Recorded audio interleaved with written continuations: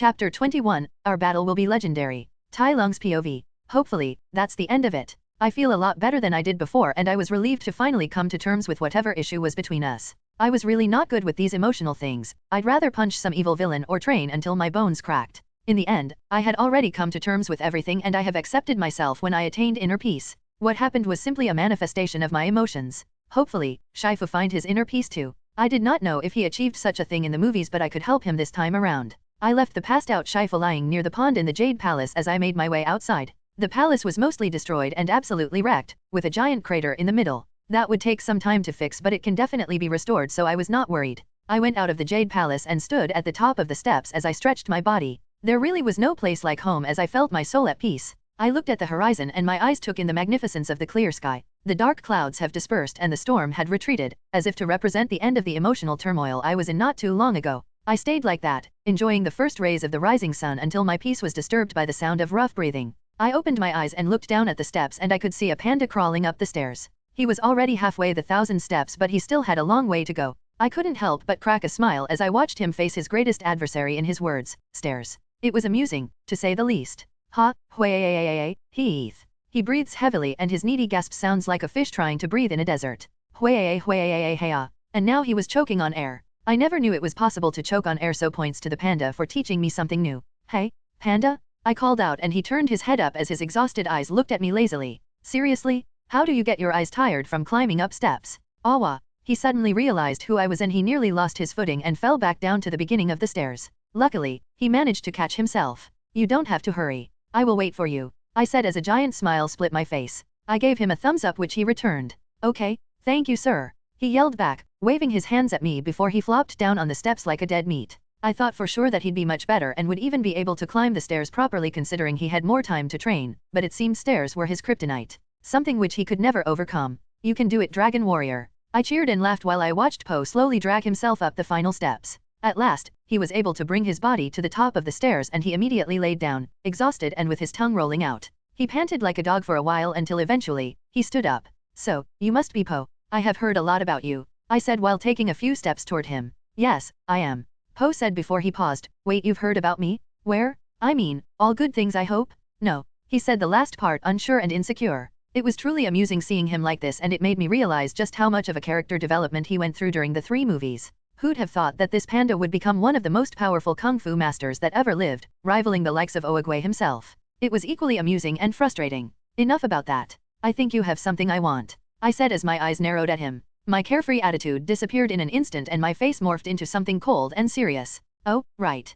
Po said and he took something from the back of his pants. It was the dragon scroll, in all its glory. I decided to not question where he hid that. You want it? Come Anwei. He screamed as I moved with lightning speed and punched him, sending his body flying like a rag doll while I stole the scroll from his hand. Boing. His body flew away and fell on the stairs. His body started bouncing like a ball as he fell down, crashing one at a time on the stairs. Did I feel a sick sense of amusement when I saw him fall down on all the steps he climbed so hard? Maybe. Did I also revel in seeing all of his effort going to waste as he found himself at the bottom of the stairs? Just like how all my efforts to be the Dragon Warrior went to waste? I won't speak until I meet my lawyer. Ouch. I watched as Po fell down the stairs comically until he stopped in the market at the end of the stairs. I looked at the dragon scroll in my hand and although I knew it was blank, it held an important place in my life. So I decided to keep it. Besides that, no one else in the world other than us knew it was blank so it could be useful to distract an enemy or use it to trade for something more precious someday. But for now, let's keep those thoughts away cause I have more important things of interest. What the fuck was that? I asked myself and looked at the hand with which I punched Po. I knew how to punch. I knew it so well that it was like breathing to me at this point. So I knew my punch landed on the panda. Yet I also knew my punch did not hit him. It was strange. It reminded me of my childhood when I used to hit a certain dummy made of rubber. As I grew, I made it a tradition to destroy a dummy or training material in a way they were meant to be used. It was a show that I have mastered the thing I was training. For example, if it was wooden dummy made to train kicks, I would destroy it with a powerful kick, and if it was a ball of iron to train my claws, I would cut it with my claws. Yet that dummy was the only thing I could not destroy. Shifu used to joke that Oogway made it to train his very first student after he invented Kung Fu, yet even after 1,000 years, it had never required a repair once. Now how is that related to Po's body? Why did it remind me of that dummy? There must be some interesting thing about him that makes him tick. He was supposed to be one of the strongest, after all, there must be a reason besides just plot armor. Well, let's find out. I thought with an evil smile as I felt my obsession with Kung Fu begging me to learn everything.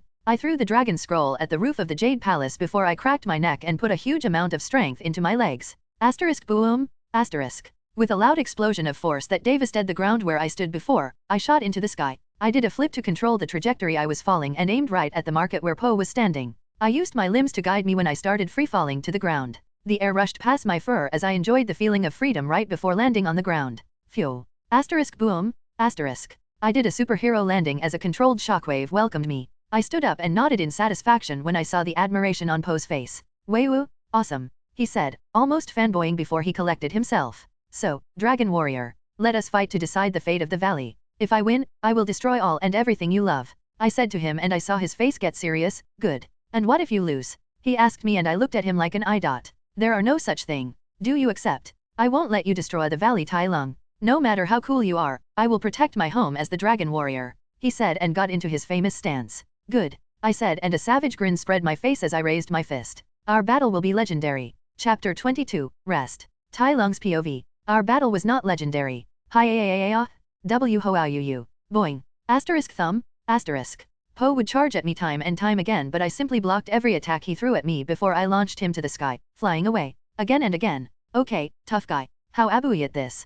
Po yelled before charging at me. I sidestepped away as his punch missed and he was leaning too much on the punch that he lost balance. I grabbed his body and took control of his weight. Spinning around I threw him into the air to fall onto the place where he started. Boing. Asterisk thumb, asterisk. I mean, I did not know what exactly I was expecting but this was just not it. But then again, he had only been training for less than 4 weeks. In fact, he could be said to be only slightly below a member of the Furious Five. An impressive feat given he only trained for few weeks. But that was worthless power to me since I could take all 5 of them with ease. I should have expected this, I was so much stronger than him. The only way he defeated me in the movie was because instead of fighting him, I was more focused on the scroll. The funny thing was how good he was, when it came to fighting for the scroll. The whole training arc he had was related to him and Shifu fighting over food or one dumpling. And in our battle, the whole theme was the 2 of us fighting to obtain the scroll. If you think about it, was it not too convenient that his whole training was related to fighting over something as if he had known we were going to fight for the scroll beforehand? A coincidence? I think not. It was the universe's will bullshits. You cannot defeat me, Dragon Warrior. You do not have the power to back up your title, I said and kicked him on his jaw, sending him flying away again. Boing. Asterisk thumb, asterisk. In his defense, he was quick to recover as he quickly got back to his feet and moved around quickly. Or at least that's what he must have thought but in reality, he was only moving his head around quickly. I wanted to tell him, just because it looks like you are moving fast from your perspective, doesn't mean you are actually fast like Shifu. But I didn't cause he looks stupid. It's funny. He lunged at me. Boing. Asterisk thumb, asterisk. Maybe the Dragon Warrior at the end of the 3rd movie would be a worthy opponent. Po with inner peace could also be a great opponent to fight against. But the one standing in front of me? He was too young and inexperienced for me. Let's end this, I said with a growl before I shot towards him. I threw a punch, aiming for his head so that I could knock him out but by pure coincidence, he dodged it. Or was it a coincidence? I thought so because of his comical reactions to his own movements. I threw different attacks at him and surprisingly, he did well to dodge them. But he still evaded my attacks with a woe wee as if it was by a fluke that he dodged my attacks. Interesting. I thought to myself. Don't tell me the universe favors him so much that it allows him to dodge multiple attacks by pure coincidence. That'd be too op. It was frustrating. I didn't know if he was doing it intentionally, but it was a great way to agitate your opponent and invite them for a reckless move. Then you can take advantage of their opening with a counter-attack. I continued attacking him while he blocked and evaded, but after a few seconds, I decided to increase the intensity. Let's do 40% of my strength. I balled my hand into a fist and stand in a linear stance. My attack started from my feet, gathering kinetic energy until I unleashed everything in a 1-inch punch. My punch landed on him but similar to last time, I didn't hit him. I watched rapt attention as the force of my punch slowly traveled up his fat body like a wave, dispersing the damage until it was reduced to nothing. Or not. Under my shocked eyes, the waves of kinetic energy returned slowly and traveled up his arm until Po's body snapped back at me. I put my arms up and blocked the incoming double punch but I was still sent flying and crashing into a building. Asterisk fwu, asterisk. Asterisk crash, asterisk. Wasn't that an interesting little thing? I said with a smile as I walked out of the destroyed building. I think I figured it out now. His body was special. You would think that his fat body was not suited for fighting at all but you would be wrong. Instead, it was perfect. If this was a Chinese cultivation novel, it would state that Po had the heavenly rubbery physique or immortal saint soul balloon body or something. I thought it was strange that he had no specific style of fighting. Many would consider having no specific kung fu to be a great weakness. But that was not the case for Po. Instead it was strength. Every kung fu style has a weakness and there are 2 ways to remove that weakness. You either learn every kung fu technique to cover that weakness like me or you decide to not have a specific kung fu altogether like him. We were opposites. Now it became ironically ingenious. Was he full of weakness without a kung fu? Well, some might say having everything as your weakness means you have no weakness at all. I used my knowledge of the Kung Fu Panda movies and even other fiction and martial arts knowledge to analyze him seriously. His whole gimmick seemed to be fluidity, the freedom to come up with the best move on the fly. And then there was also the interesting thing about him, which was his body. That's when the fact that he reminded me of the dummy I used to hit in my childhood finally made sense. Po was also just like that. The harder you hit, the harder it hit back. It was like he was mirroring the power you were using when fighting him. That would go on until you went all out, and then when he fights back, matching your intensity, you will lose eventually. You truly are one of a kind, I said, pulling him out of his happy moment. He was looking at his own hands as if he did not believe what he just did. Oh really? Then come at me, he said and got into a stance, a wide smile on his face. I lowered my body and started running at him on all fours. I was going to get a little more serious and see if he could really match my power. A roar thundered out from my throat on instinct, and this time, Po looked extremely serious as he blasted himself at me. In a clash of strength, we locked our forearms and a shockwave cleared our battlefield of sound and pebbles. Then the fight began as my arms became a blur of motion that unleashed relentless attack at the dragon warrior. Po seemed to have an innate talent for dodging as he weaved through my attacks to launch an attack of his own. He threw a punch and I grabbed his fist before pulling him towards me and landing a hook at his abdomen. A wave of kinetic energy rippled on his body again as I found myself ducking under a punch that was too strong for him to throw. He did it again. His body had the natural ability to contain the kinetic energy and release it in his attack. It was incredible. They never go into detail about how things work in the movies or explain their kung fu, but there are interesting things to learn in this world. We started exchanging blows as the fight got more intense. Each of our attacks seemed to grow stronger and more lethal as the fight went on. Snake style, the muscle in my arms relaxed to the extreme until it suddenly burst into motion, becoming a blur as they attacked Po like a snake going for a lethal bite. Black tiger fist, my footwork became a blur and the solid ground acted like waves for me as I float from one place to another. My punches also became like waves as they curved around Po's defense and hit him wherever I wanted. Zhoujiao of Master Sloth, my attacks became a combination as each attack set up for the next. They were stitched together moves that get stronger and stronger the longer it goes uninterrupted. A combination of attacks ends at 4 to 6 moves, but this technique could go on for 3 days if not disturbed. The weakness was obvious, disrupting one attack reset the combination to 0. But it was the first time Po was seeing it, so he could never hope to disrupt the combination. I used this kung fu to see the similarity between it and how Po seemed to be able to mirror the intensity of his opponent's power. Just like that, the fight went on for a while as I used different kung fu on the dragon warrior, testing his strength and finding out his potential. I lowered my body and delivered a powerful back kick to his jaw that sent him flying into the sky. Although I loved playing with him, it's time to end this. I leapt into the air and when I reached him, I executed the perfect hammer kick and sent him flying down to the ground. He crashed on the ground with an explosion of shockwaves that caused an earthquake. His bed made a deep crater. How much force can his body take? I thought to myself as I fell from the sky and descend directly on Po. Let's see, 50% I thought, and while holding back half my strength, I slammed a punch at Po's body. Asterisk boom, asterisk. An explosion, as if a bomb had detonated, shook the whole market and the ground made webs of cracks. A huge crater was revealed when the dust settled with Po lying in the center. I stood beside Po as I watched him grunt in pain. But ultimately, he could still stand up on his feet. His body was not durable or hard like Tigress, but his ability to take hits and recover was insane. If Tigress had a high defense, Po had a high HP and HP recovery rate. I guess that is to be expected of the dragon warrior. I think he healed quite easily even after he was shot point blank with the cannon of Shen. It took him 3 days to heal from his near-death injuries.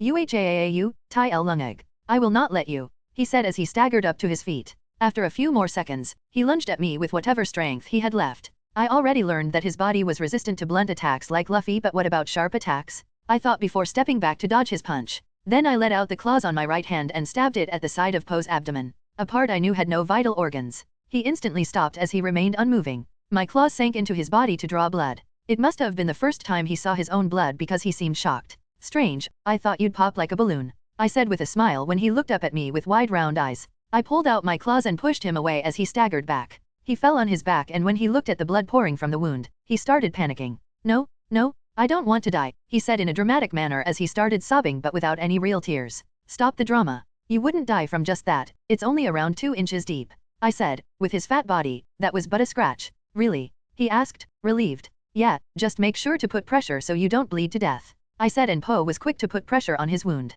Then he looked at me with betrayed eyes. The Furious Five should return soon, I said as my ear twitched, listening to them running towards us and the villagers who were just behind. Just tell them you fought bravely and earned my respect. So I no longer bear hatred towards you as the Dragon Warrior or the Jade Palace, I said, turning around and running up the stairs again. I was done for the day. I need a good rest after my long journey. I made a beeline to the student barracks of the Jade Palace. I was home, I was at peace, I need not fear attackers, and it was nice to sleep on a proper bed after so long. So when I reached the room, I instantly fell asleep and slept for the whole day. Chapter 23, The New Resident. Third POV. The Furious Five, Po and Master Shifu were currently gathered in the pond of the Jade Palace. The once awe-inspiring Hall of Wonder and Majesty was nowhere to be found, replaced with a wrecked hall and a devastated floor that hints at the intensity of the fight that took place. It was a broken palace. Master Shifu was standing at the edge of the pond while turning his back on his student. His eyes were focused on his own reflection in the water as he was deep in thought. The students of Shifu had just finished helping the villagers settle back into their homes, and they reassured them that they were safe with the lie that the dragon warrior had protected them. It took a long time to calm the villagers, but at last, when it was evening, they were done. After that, they had all gathered at the Jade Palace and found their master like this. "Master, what are we going to do?" Viper asked with a hiss of worry. Correction, what can we do?" Monkey said while folding his arm as they all looked at their master for answers. "We can always run away," Mantis commented as everyone else snapped their neck to look at him. "Or not," he added. "Let's all calm down first and wait for Crane to come back with the news," Tigress said to her fellow students, and just as she finished, the sound of flapping wings brought their attention to the entrance. Crane flew inside with rapid breaths and a panicked look on his face. He tumbled on the floor as he could not even execute proper landing due to his panic. "It's true, he is sleeping in the student barracks at this very moment," Crane declared, getting the gasp of everyone's in response. Tai Lung of all people was sleeping in their room. What the heck were they supposed to do about that? Whose room was he using? Monkey was quick to ask the important question as everyone looked at Crane for answers. "I don't know. What do you expect me to do? Get closer to the dorm and see whose room he was sleeping in? Hell no, I am not going anywhere near that guy. I love my life, thank you very much." Crane defended his ignorance. "The only thing I know is that he was indeed sleeping in one of the rooms." "I think you might be overreacting a bit, Crane," Mantis said after he appeared on top of his hat in a blur of speed. "Easy for you to say. You were not pushed down and threatened. You were lucky to get taken out early." Crane said. "I still remembered it clearly, the dangerous eyes he had when he pushed me against the ground and told me he wouldn't show mercy next time." His body shivered just remembering it. It seemed after his encounter with Tai Lung, Crane, ever soft-hearted, had developed PTSD.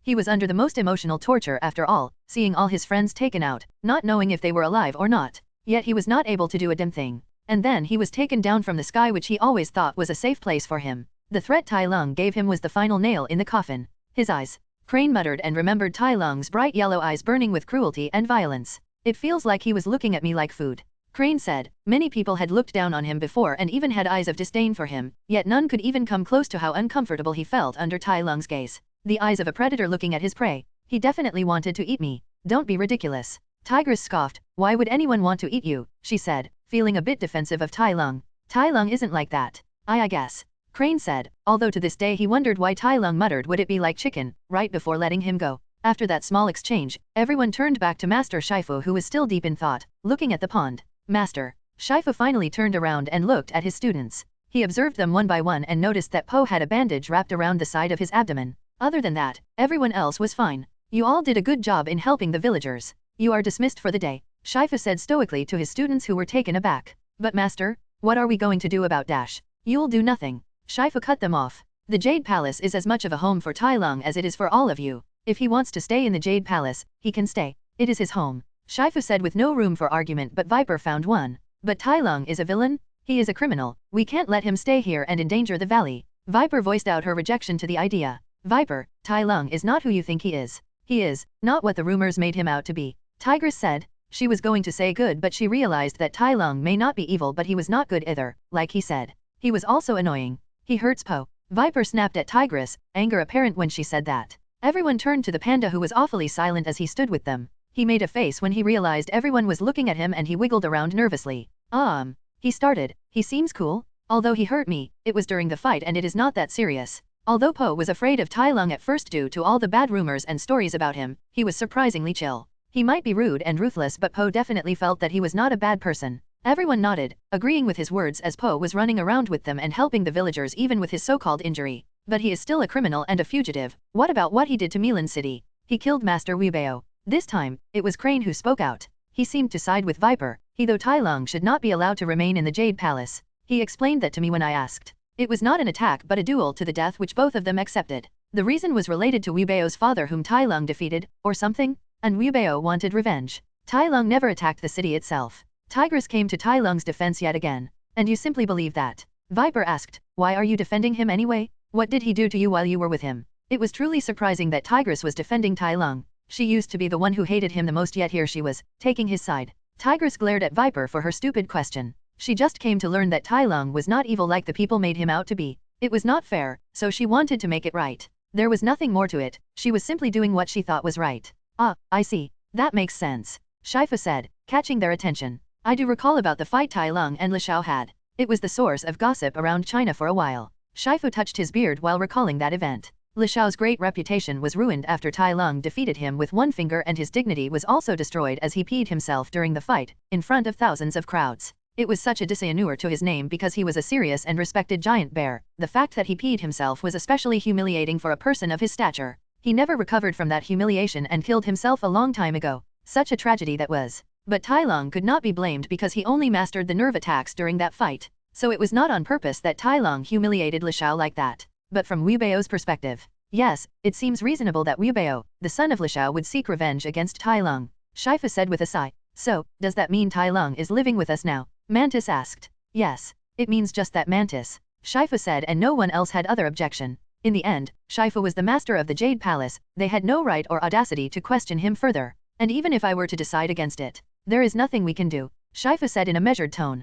Who was going to drive Tai Lung away if he wanted to stay here? The different masters in China who refused to come to their aid when Tai Lung went on a rampage? That should speak volumes of how respected and feared Tai Lung was. It was the duty and honor of every Kung Fu master to give aid to the sacred place of Kung Fu, the home of the inventor of Kung Fu when it faced danger. Yet they would rather abandon their honor than face Tai Lung's rage. However, there was one possibility, if a kingdom decided to get rid of Tai Lung and used all of their troops and masters to attack Tai Lung. But what kind of kingdom or city would waste such resources for a single person? None. So it could be said that Tai Lung was unstoppable, especially after the passing of Oogway. There was nothing that could be done. The Furious Five also realized this. What were they going to do? Fight him again? They did not want to do that ever again. But worry not, students, I have talked to Tai Lung and settled the issue. He will not hurt any one of you if left unprovoked. You can return to your rooms now, Shifu said, and with reluctance and helplessness, the Furious Five and Po left the Jade Palace. Shifu watched as his students left with a small smile. Then he turned back to the pond, which had now settled while they talked.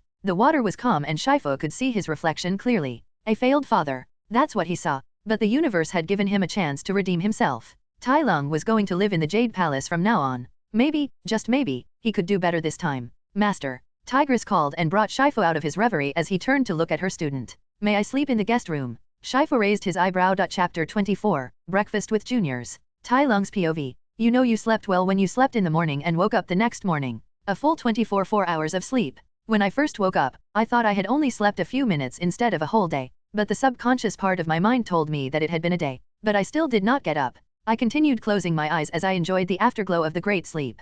My soul needed that. It wasn't until my ears picked up the sound of footsteps coming inside the barracks that I opened my eyes. I pushed myself up on the bed and straightened my body, which seemed to be full of vigor more than ever. The room was neat and without any decoration or items that held personality. If not for the pleasant scent of the room, I would call this room mundane. Yet as I took in the smell, I couldn't say I did not like the room. The sound of footsteps stopped in front of the door and paused for a second before it was slid ajar to reveal Tigress. Oh, it's the kitty, good morning, I said as Tigress looked at me with a cold face, the face of stoicism. You slept in my room, did I? I asked. I thought it was a free room since it was so mundane. Her stoic face broke as she glared at me. It was a lie. We both knew I could tell if a room was used or not just from the smell. But where else was I supposed to sleep?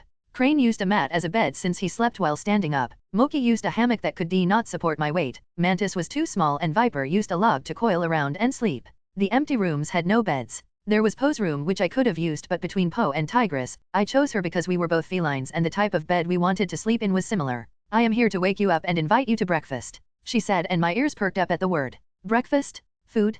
Count me in. Lead the way. I stood up from the end and followed her as she led me towards the dining place of the barrack. The barracks of the students consisted of 3 buildings interconnected to make one house. The barracks could hold around 10 people and it had a kitchen, dining room, living room, bathroom, and everything in between that you could hope for in a house. In fact, the barracks were rather luxurious and big when compared to houses that existed during this era. It was a show of just how influential and wealthy the Jade Palace was. We went to a different section of the house and I looked around at the changes that had taken place while I was away. Be quiet, he'll be here soon. I just don't get it. Why are we going to share a meal with him? What if he decides to stop playing nice all of a sudden? It is Master's order. Remember, he told us to be nice and to treat him like one of us. Technically he is our senior, so we should be respectful. Who the fuck would disrespect him anyways? What I am worried about is if he would mind me standing on the table. Po? Are the noodles ready? Just a sec. I am going to serve Tai Lung. I'm kinda nervous, so don't rush me. I heard the lively chattering at the dining table as we went near it. But the moment Tigress and I stepped in, an absolute silence descended in the room.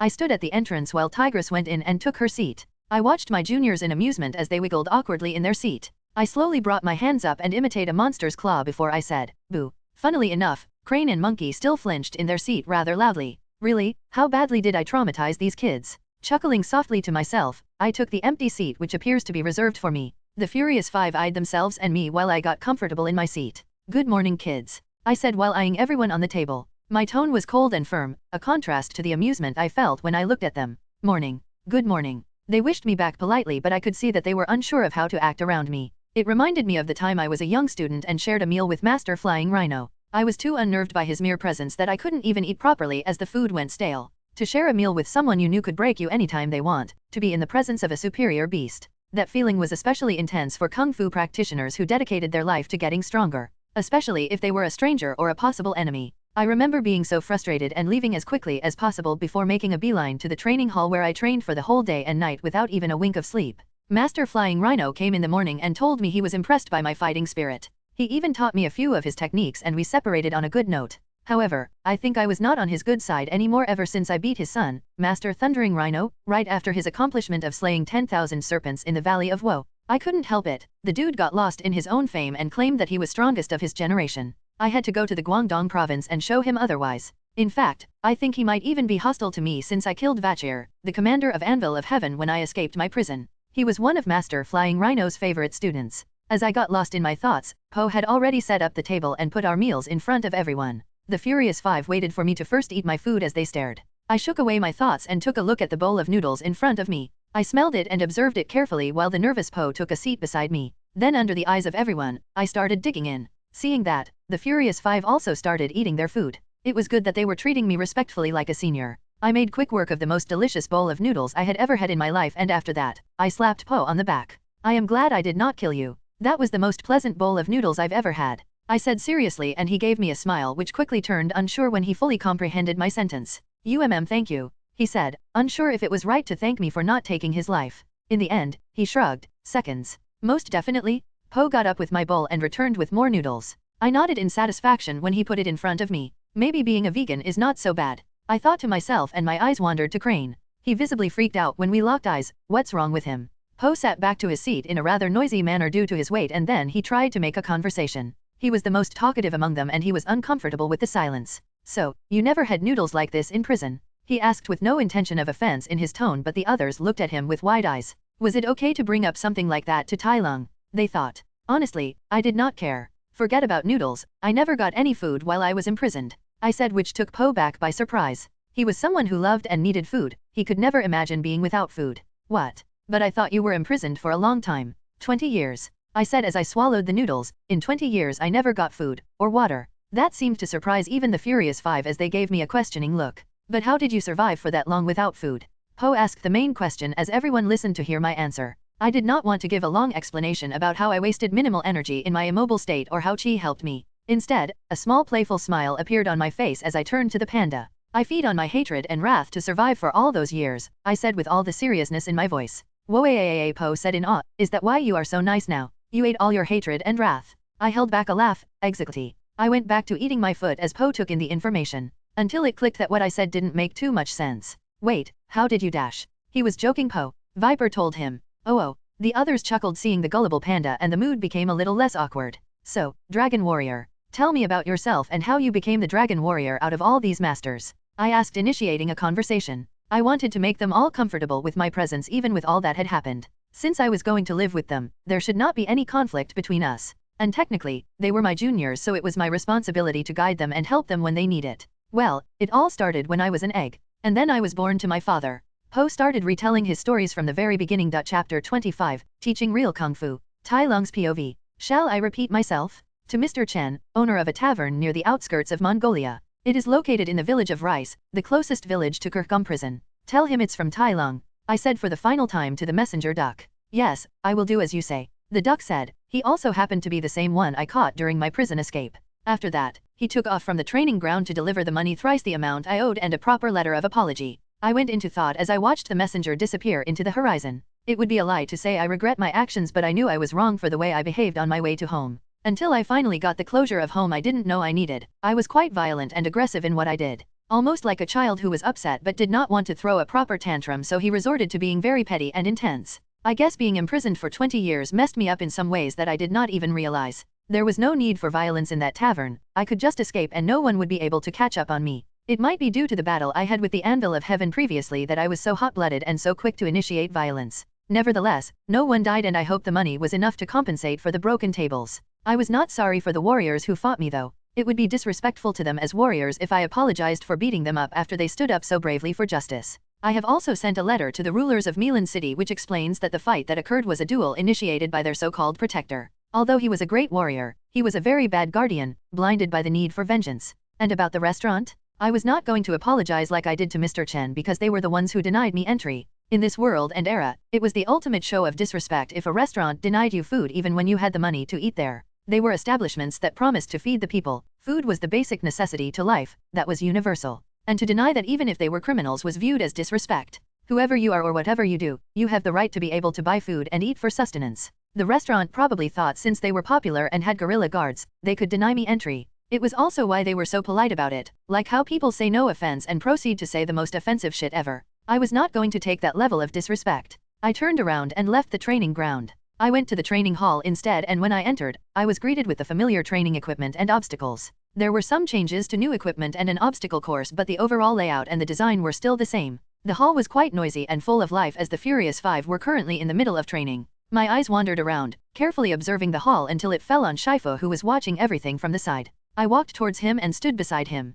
We observed the ongoing training for a while until I decided to break the silence between us. "Good morning, Shifu," I said. "Good morning, son," he said while nodding and taking a brief glance at me. That single sentence threw me for a loop as I was caught completely off guard. But in the end, my heart felt at ease being called that. It's kind of unfair how he could make me feel such emotions with just a single word. "Father," I said, and this time, it was Shifu who was caught off guard as he lost balance. He looked up at me, flabbergasted, but I remained stoic. It filled me with an odd sense of satisfaction seeing him just as affected if not more than I was. He coughed a few times to dispel his shock before he said, "I was aware of what you did. That was truly admirable." I scoffed. It was nothing. It was the natural thing to do. I made a mistake. It is impossible to not make mistake as long as we live and breathe.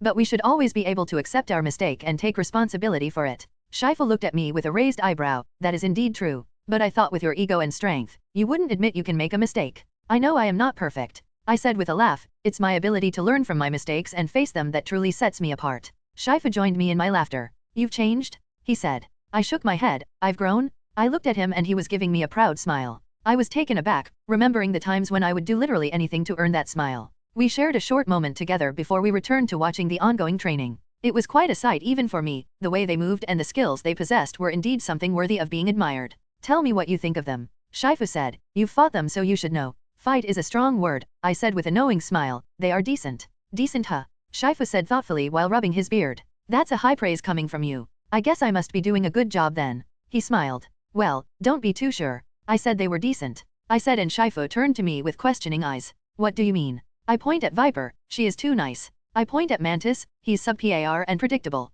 I point at Crane. "Fragile and too smart for his own good, overthinking during fights." I point at Monkey. "Nothing noteworthy." But most importantly, I pointed at Tigress. "She's the worst, completely unacceptable." Tigress with her keen senses heard my words and she turned to me, only to be hit with a log during her distraction. "Like I said, it's unacceptable. They are decent when they fight together, but individually they are all below the standard," I said. The Furious Five were like parts of a powerful machine. Together, they were strong enough to even defeat the likes of Wubeo, but alone, they were completely useless. "I see. Well, they have been fighting together as a team since the beginning, so it would make sense if their kung fu developed to strengthen the team instead of their personal strength," Shifu said thoughtfully. "I will let them work on their individual fighting power," he said. "Maybe giving them solo missions will help." He went silent as he thought more about the idea. "And anything you want to say about Tigress in specific?" Shifu asked. "Well, she is definitely the strongest amongst this generation Furious Five, but with her talent and potential, she could be so much more," I said. "You really think so?" "I know so." I nodded. "It's just that she had not even found her true kung fu and she is stuck between imitating me and trying to control her ferocity." Shifu coughed 3 times. "That might be my fault.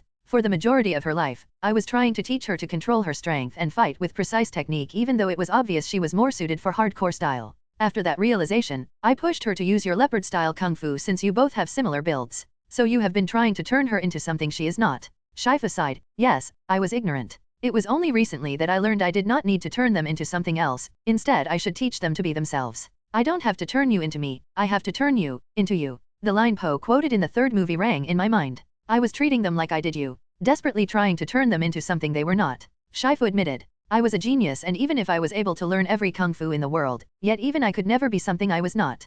Silence descended on us again as the grunts and screams of the Furious Five filled the silence. Would you mind giving them a few pointers as their senior? It would be beneficial for them to learn from a different master and get another perspective. Shifu offered.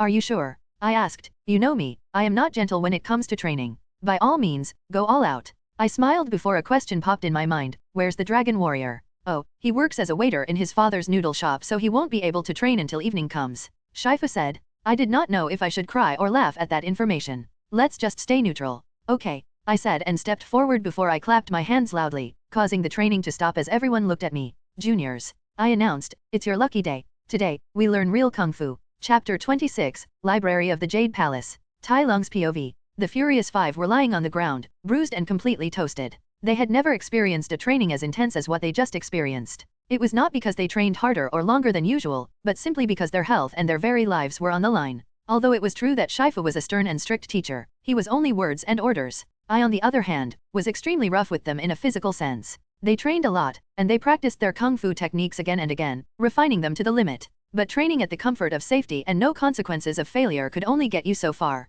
Ultimately, your body and your mind will realize that there is no risk, so you will not push yourself hard, stopping slightly below your limit when you should aim to surpass it. It was different today though, as I challenged them all to fight me together, in the middle of the obstacle course. The keyword being fight and not spar. They knew I would not hesitate to take their lives or even hurt them, so it pushed them to their limits. They had to fight in a way that they had never thought of in order to survive. They made breakthroughs. It was during a life and death situation that we animals truly evolve and surpass our limits. If the level of your skills was not tested in real combat, they would never grow. So I gave them that opportunity. Of course, I was not actually going to kill them or injure them seriously. I was skilled enough to give them that delusion while also making sure nothing dangerous ever happened. I used my reputation and negative impression they had of me to affirm that lie, and they all believed it. They thought I was just doing this to get revenge and was aiming to kill them. In their eyes, they barely escaped with their life due to luck. They thought I had all the intention of making an accident and killing them. It would not work after they get to know me better, but for now and hopefully for 3 or more times, they would continue believing and grow under the pressure of a life and death. Color me impressed. Everyone survived and with no serious injuries, sadly. I whispered the last word loud enough that they barely heard it. They gulped. You can rest for some time and eat your lunch. After that, you will do strength training, I said as the Furious Five released a sigh of relief. They stayed lying on the ground as I left them and made my way back to Shifu. That was truly a remarkable session, Shifu said as I stood beside him and we watched the exhausted Furious Five. You seem unfazed. Are you tired? I scoffed. It did not require much to school a bunch of kids. Shifu remained silent as he stared at me with his signature raised eyebrow. You've gotten even stronger, Shifu said, but there was an underlying question in his tone. How did I get so strong while I was imprisoned? If anything, I should have gotten weaker. I did not answer his question as we both remained silent, content with enjoying each other's company. I was never someone to talk a lot, and Shifu was still a little conscious of me, so he was still not comfortable with acting like that to me. Then suddenly, the door of the training hall was slammed open and the dragon warrior ran in. He was breathing heavily, but there was an aura of pure excitement oozing from him. I'm finally here, guys. I am ready for training, he exclaimed loudly, but his jolly attitude stopped when he saw his friends laying half dead on the floor of the obstacle course. Guys, what happened? I smiled looking at him before walking up to him. Dragon warrior, follow me. What are we going to do? Are you going to teach me one of the techniques from the 1,000 scrolls of Kung Fu? Are we learning how to fly in the air? Would I be able to break giant boulders like you after this? Wait, don't tell me, you are going to teach me your secret move, the dragon warrior said excitedly with eyes shining with enthusiasm and hope. Dragon warrior, I said in a serious tone as Po lose all his giddiness and gulped. I knew calling him the dragon warrior instead of Po was making him uncomfortable, which in turn made him more responsive and act responsible, so I always called him that. Did you know of the hidden meaning behind the dragon scroll? I asked, and I saw his eyes gain an unexpected shine of rare wisdom. Yeah, he said, there is no secret ingredient. You don't need to add something special to make something special, you just have to believe it is. Great. That means the change in canon did not affect his character growth by much. He learned his lesson, and that's all that matters. He can keep believing that phrase. You are correct. He was not. He was the dragon warrior and had all the secret ingredients. He had the special body, was the chosen one of the universe, had a whole ass prophesy about him defeating Shen, and was coincidentally a panda who were species extremely attuned with Qi, a great power in this universe. That was what made him special. Not simply because he believes himself to be. Even I had a secret ingredient, which was the fact that I recalled my past life. No secret ingredient my ass, he was full of secret ingredients. The scroll was just something that hid the secret ingredient. After all, it wouldn't be a secret ingredient if it was not a secret. You can't convince me that it was all a coincidence. I have no special moves or techniques for you, I said. The only thing I can do is advise you to start going on missions and gain experience. He was different from the Furious Five. He had great talent and a unique body that helps in fighting. The best thing I could do was offer and advice to get more experience. No specific kung fu or technique suited him, and I did not possess the same incredible body like he did to guide him. I tried to be the Dragon Warrior, and I failed. It'd be weird if I tried to tell the real Dragon Warrior how to be one. You shall join us in the strength training, I said, and Po pushed his fist on his hand and bowed to me. Thank you, Master Tai Lung. He said, I have always been a fan of all your achievements even though you went evil for a while. So I am happy to get your advice. He sure knows how to flatter people. His honest tone and his eyes that belied no deceit was proof that whatever he said, he believed. I coughed a few times. On second thought, maybe I should teach you a secret technique. A technique I had tried many times on my way home but couldn't succeed in because I did not possess a huge chi reserve like the Dragon Warrior. We will need an actual field expedition for this. We should go search for a mountain bandit, I said and looked at the sun. We still have time. The Furious Five could continue their strength training without me. Master Shifu, their true master, was with them. Follow me, I said as the Dragon Warrior came up to me and walked right behind. So, Master Tai Lung, he said as he switched from my right side to the left. What super awesome technique are you teaching me? He asked in a curious voice that was dying to get an answer. Ever heard of the Wuxi finger hold? I asked back and his jaw dropped. He froze like a statue while I continued walking with a smirk on my face. He quickly shook his head and followed me with a bright smile and shining eyes. No way. The next day, it was finally time to do one of the main reasons why I came back to the Jade Palace and decided to make it my home. To learn the knowledge and wisdom held within the library of the Jade Palace. Specifically all the knowledge related to Qi. It was not only to study but to practice and conduct research as well. I walked through the Sacred Hall of Warriors, which was in the middle of repair, as I thought of the different possibilities of Qi. I figured my knowledge from another world would be extremely useful. Although that world had no Qi, I remembered practicing it and learning about the basis and theory of Qi during my training and mastering every kung fu. Not only that, there were many fiction, which at this point, I was sure were real, that dealt with the power of Qi or other related abilities. I could use that knowledge and try to apply it in this world. Who knows, I might even be able to replicate fictional powers. Hopefully, my time reading those cultivation novels also come to use. As I was in thought, I had already reached the library and I pushed the door open to gaze at the rows of shelves on the wall and the thousands of scrolls contained in them. The reason why I did not immediately visit the library was that I wanted to settle everything else before focusing into my studies. I couldn't have any other distractions. Let's begin, I said with a smile and closed the great doors of the library. When he opened the doors again, he hoped he would come out wiser and with a new breakthrough. Chapter 27, Qi and Inner Peace. Tai Lung's POV. For the next month, I stayed cooped up in the library of the Jade Palace, breezing through the countless scrolls that held knowledge of this world. Unfortunately, there was not much information on mastering Qi as I hoped there would be. Maybe it was done on purpose by Oogway to prevent such power from getting into the wrong hands, or maybe it was too rare to be documented. I did not know. Out of the countless scrolls, only around 10 of them mentioned the use of Qi to affect the outside world. But even then, they dealt with the teachings of how to use Qi to heal others or give life to dead plants. There was not a single scroll that dealt with Qi and how it could be used for combat. Which made sense, as I would have definitely learned it in the past if there were. Although that might be the case, my time spent in the library was very beneficial. Even the scrolls or kung fu theory which I had studied in the past, after getting memories of my past life, gave me a new perspective and I could comprehend it in a different way. I also got to learn new informations which I had deemed useless in the past. Specifically about the species which had been thought to have gone extinct hundreds of years ago, humans. Oogway talked about the human species in one of his scrolls that note down every species in this world. There, it was mentioned that humans were furless and fragile animals that were born inferior to other animals in almost every way. It also talks about how the humans were considered extremely ugly by the people and often taken as slaves. They made for good workers and slaves because they could work small jobs for a long time. They had huge endurance when it came to physical activity that was not so intense. It was because they could produce sweat and their furless body made it so that they rarely went overheat and could work for longer hours. The people living in Mongolia used to run a big human slavery trade, but as of now, humans were considered extinct. I did not know how to react at first since I used to be the same species in my past life, but I was not as affected as I hoped I would be. I also got to read the other scrolls which Oogway had written while I was imprisoned, and I have to say, although I may hate him for what he did to me, I also respected him greatly. His wisdom and knowledge knew no bounds. He was also the creator of Kung Fu, something I had come to fall in love with, so it was hard to not respect him. I also went out frequently to train the Furious Five and to GER some exercise during the 1 month I studied. My relationship with the others was slow going, but at least now, I was seen as a fellow resident of the Jade Palace and not simply a villain that was staying here.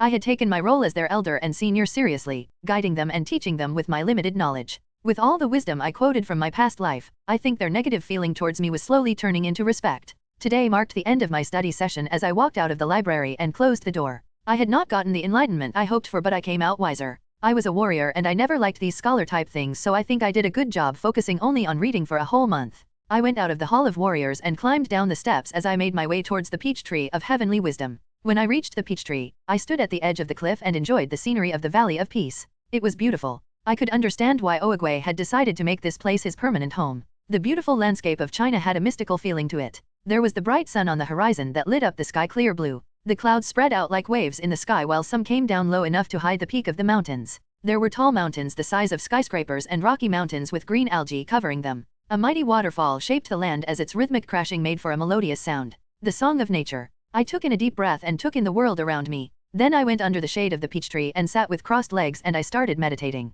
I closed my eyes and tuned off the rest of the world and only focused on my life force, or in this case, chi. The world lost all its identity as a new perspective of the universe opened up to me. A universe where everything was made up of energy called chi. Inner peace. It was a concept taught by Oogway himself. It was a state of absolute peace between the mind and the spirit. How someone achieves inner peace is different from person to person, but it mostly involved the acceptance of oneself. Be it your past, your regret, your mistake, your flaw, or your identity. When you accepted all of these, when you accept yourself, you attain inner peace. Although it sounds simple, it was very hard to achieve, and Kung Fu masters spent their whole life trying to attain inner peace, with most of them failing. After all, how can someone truly accept themselves? If a person was given the chance to change anything about themselves, would they reject it and chose to stay exactly as they are? Be it talent, looks, physical attributes, upbringing, past mistakes, etc. Everyone wanted to change. It was only a chosen few who could sit there and say, I am content with being myself. Be it my past, how I grow up, who I am, I accept all. It was because of this that masters who were of old age attain inner peace.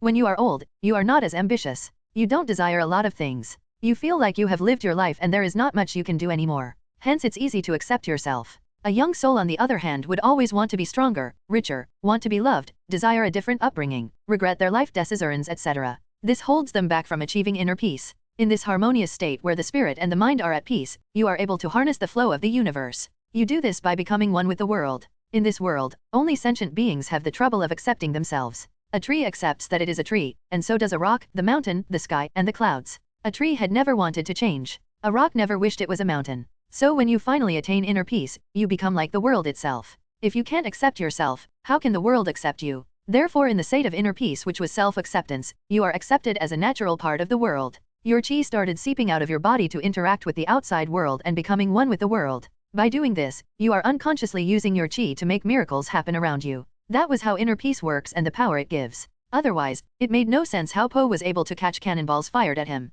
He was no master of technique to be able to redirect the force of the cannon, and it made no sense how the cannons did not lose their energy after being stopped. He was using his chi to make miracles. As you become one with the world, by accepting yourself, your chi seeps out of your body. You can then use your chi to a small margin and influence the world. Not by much though, as the world you can influence is limited to something close to you. I used it once to slow down time from my perspective. Po used it to stop and redirect cannonballs, and Oogway was said to heighten his senses to the point he could hear the flaps of a butterfly wings. Like I said, create small miracles. As you become one with the world, you can change it and control it as if it was your body. All this was done with the universal energy called chi. That is what it meant to harness the flow of the universe. To harness chi was to harness the flow of the universe. Hu. I breathe out as I felt my chi seep out of my body to interact with the world. It was the first time I had truly meditated like this, and I made an important discovery in this instant. Of course, when everyone else obeyed the rules of the universe, I had to be different. I just had to be troublesome and come out unique. I have two chi. Damn it. What does this even mean?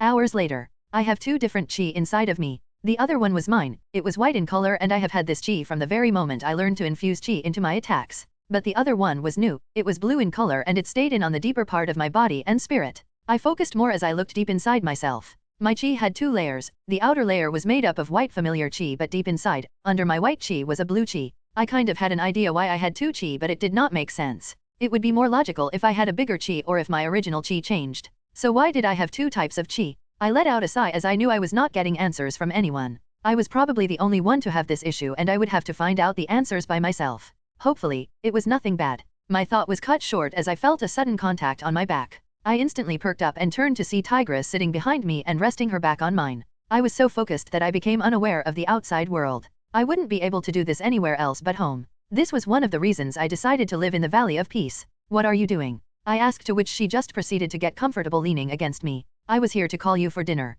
she said, and I looked at the sky. The sun was beginning to set and evening had come. And I trailed off as I questioned about what she was doing. I don't know, she said and closed her eyes before melting on my back. It feels good to be around you. I was taken aback and became slightly flustered. I quickly shook my head as I realized the reason why she was comfortable around me. It was due to my chi, which was leaking out around me. Nothing more. Chi was the universal energy of the world, so it must have felt rejuvenating just to be around me. My chi was affecting her body, filling her with energy and lessening her exhaustion from training. I let myself go and stopped being in my inner peace state as I leaned against her as well. Maybe it won't hurt to rest like this until my chi slowly returned to my body. The chi which was outside my body slowly went back into my body as I rest, not meditating or focusing. A simple rest. Purr. That was not me. Tigress was purring softly as she leaned on my back. She seemed to be enjoying herself. I looked back at her and at the small content smile on her face. Out of every student of the Jade Palace, my relationship with Tigress was the best, followed closely by Po. Maybe it was due to the days we spent traveling, or maybe it was because I was personally teaching her kung fu since we had similar strength and build. But I have come to care for her a little, like a younger sister I never had. I entered inner peace and my chi, which was returning in my body, stopped its flow and leaked out again. It won't hurt to let her enjoy this a little. She had trained hard this past month, so she deserves rest. Must see image. Chapter 28, Master Shifu and his faith. Third POV. Why do I have to train so hard, father? A small snow leopard cub once asked Shifu. They were in the middle of training, and although the cub listened to every instruction he was given and would repeat the same actions Shifu did as many times as he was instructed to do so, there was something missing. There was no purpose in his eyes, no meaning to his movements. It was like a play to him or a chore. It was something he had to do since his father wanted him to do it, nothing more. Shifu realizes this. The cub had endless talent and potential. He was a diamond, a 1 in a million. But talent can only get you so far. You need ambition, a reason to go beyond the mortal limit, a reason to persist. Shifu looked at the young cub, who was nearly his height though he might be young. He couldn't help the wide smile that came naturally to his face. You are destined for greatness, Tai Lung, Shifu said and patted the cub's head, who leaned into his touch, always eager for affection. To attain your destiny, you will need strength, Shifu told him as the young cub listened to his words as if they were the words of a god. You will be the dragon warrior. It is your destiny, Shifu said, looking at the cub's believing eyes. That is why I named you Tai Lung. Tai Lung means great dragon. Shifu firmly believed that Tai Lung was going to be the dragon warrior because Master Oogway had told him once that he was going to train the dragon warrior someday. It was why he had become a master in the Jade Palace and why he began taking on students. The dragon warrior was going to be a genius, a warrior unlike the world had ever seen before. And in Shifu's mind, Tai Lung fit that criteria. Shifu looked at the child's eyes full of life and firmly believed that his son was destined for greatness. If he were truly meant to train the dragon warrior as Master Oogway had said, then it would be Tai Lung, his son, and a genius like nothing he had ever seen before. Really, father? You promise? Yes, my little Tai Lung, Shifu said and poked his nose. And don't call me father while training. Call me master. Tai Lung nodded with a happy smile and began his training again. This time, his moves and technique were exactly the same, but Shifu saw the great change. Now his movements were not mere consequences of an order. They held meaning. They had a purpose. Again, Shifu said with a smile as he began teaching the future dragon warrior. The snow leopard, Tai Lung, was all grown up as he destroyed every obstacle course in the training hall. He had gone beyond Shifu's expectation, and with every new achievement, he was sure that Tai Lung was truly the warrior of prophecy, the dragon warrior, his son, and his greatest student. Shifu was the proudest animal in all of China, in the world. That is why I do all of this, to be honest. Shifu heard Tai Lung's voice as he was broken out of his reverie. He looked at his son, who was smiling at him while standing at the center of the broken obstacle course. The training hall could no longer bear the might of Tai Lung and his kung fu. Pardon? Shifu asked with a raised eyebrow. Father. Tai Lung smiled. I said your proud smile is why I have always gone beyond and why I pushed myself so hard. You rarely smile. Tai Lung looked a little embarrassed by what he was saying, but it was honest all the same. I am glad when I can make you smile. Shifu smiled again when his son said that. But you will notice his smile was a tad bit prouder than the previous ones. I told you not to call me father while training. Right. But a peach cannot defeat Tai Lung, Shifu screamed at his master. He was unable to comprehend how Oogway was telling him that the panda could be the dragon warrior. What did he see in that panda? He is just a panda. He is not a warrior, has never even trained in kung fu, and how can he protect anyone when he can't even take care of himself properly? He is just a panda and will always be a panda in Shifu's eyes. But maybe it can, Oogwat said wisely while looking at Shifu's eyes. Two orbs of infinite wisdom meet confused ones. If you are willing to guide it, to nurture it, to believe in it, Oogway told him as Shifu's heart shook. You just have to believe, Shifu, Oogway said right before his body turned into pink petals and he left the mortal world. Shifu took his words to heart and went to the panda. From then on, respecting his master's final words, he started believing. He trained the panda to become the dragon warrior. And no matter how he himself did not believe it, no matter how much the panda disappointed him, he never gives up. He believed in Po. In the end, he realizes that he was wrong. Po was indeed more than just a panda. Po was the dragon warrior. You gave up on me, Tai Lung said as he loomed over Shifu's small body. You did not believe in me, Tai Lung said. Shifu had stopped believing in his son. What father gives up on his son? Shifu had no excuse. He believed in the panda and he never gave up on him. Yet he could not do the same for the cub he called his son. Shifu opened his eyes as he stared at the ceiling of his room. The first ray of sunlight had woken him up from his slumber. Was that a dream? Was it a nightmare? Or maybe the truth? Shifu pushed himself up from his bed and started his day. He was the master of his student. He had to teach by example, so he could not stay in bed. On second thought, maybe he can. Today was the first day after Tai Lung ended his study session, so he had told Shifu that he would take over morning training to teach his junior some things. Tai Lung's presence had changed a lot around here. Not only for himself but for his students as well. The Furious Five were getting stronger than ever under the example of Tai Lung. His mere presence seemed to be a wall for them, something which they tried to climb over again and again, and in the process, it made them stronger. The frequent sparring and teaching pushed them to be stronger as well. In specific, Tigress and Po were improving by leaps and bounds. Tai Lung had taken a liking to the young Tigress as he had been teaching her kung fu and given her special trainings. It was nice to see them get along as adopted siblings. Shifu could never wipe away his smile when he saw Tai Lung teach Tigress like a brother teaching his younger sister. Tigress also seemed to hold Tai Lung in high regard, which was only natural as he is possibly the strongest kung fu master in all of China. Po on the other hand held a great amount of admiration for Tai Lung. He sees him as a rival and someone he must be equal to if he wants to wear the title of the Dragon Warrior with pride. Po also seemed to be getting taught by Tai Lung but in a different way. They would go out together to hunt for bandits, which was also Po's duty as the Dragon Warrior, and when they returned, Po would always learn a thing or two. Shifu had nearly lost his mind when Po returned with the ability to use the Wuxi finger hold. It was believed to be only a legend or folk story since no one had been able to master it, but the panda came home excitedly and said Tai Lung taught him the move apparently. What a headache that one was. Shifu had to properly educate him on the dangers of the move and made him promise to only use it as the last triumph card. Tai Lung's presence also changed Shifu as he tried his best to reconnect with his son. It was slow going, but it could be said that they were in a good relationship. The childish and jolly bond was gone, in its place was the respect they held towards each other. Recognizing that both of them were mortals and they made mistakes, but they have grown. Speaking of which, Shifu realized that today was the day Tai Lung said he would help him with achieving inner peace. Shifu did not know how, but his son had achieved the legendary inner peace while he was in prison. How Tai Lung was able to achieve such a thing after what he did to him and how everyone wronged him was a mystery. Though right after the initial shock, Shifu's heart almost burst with pride as he looked at his son.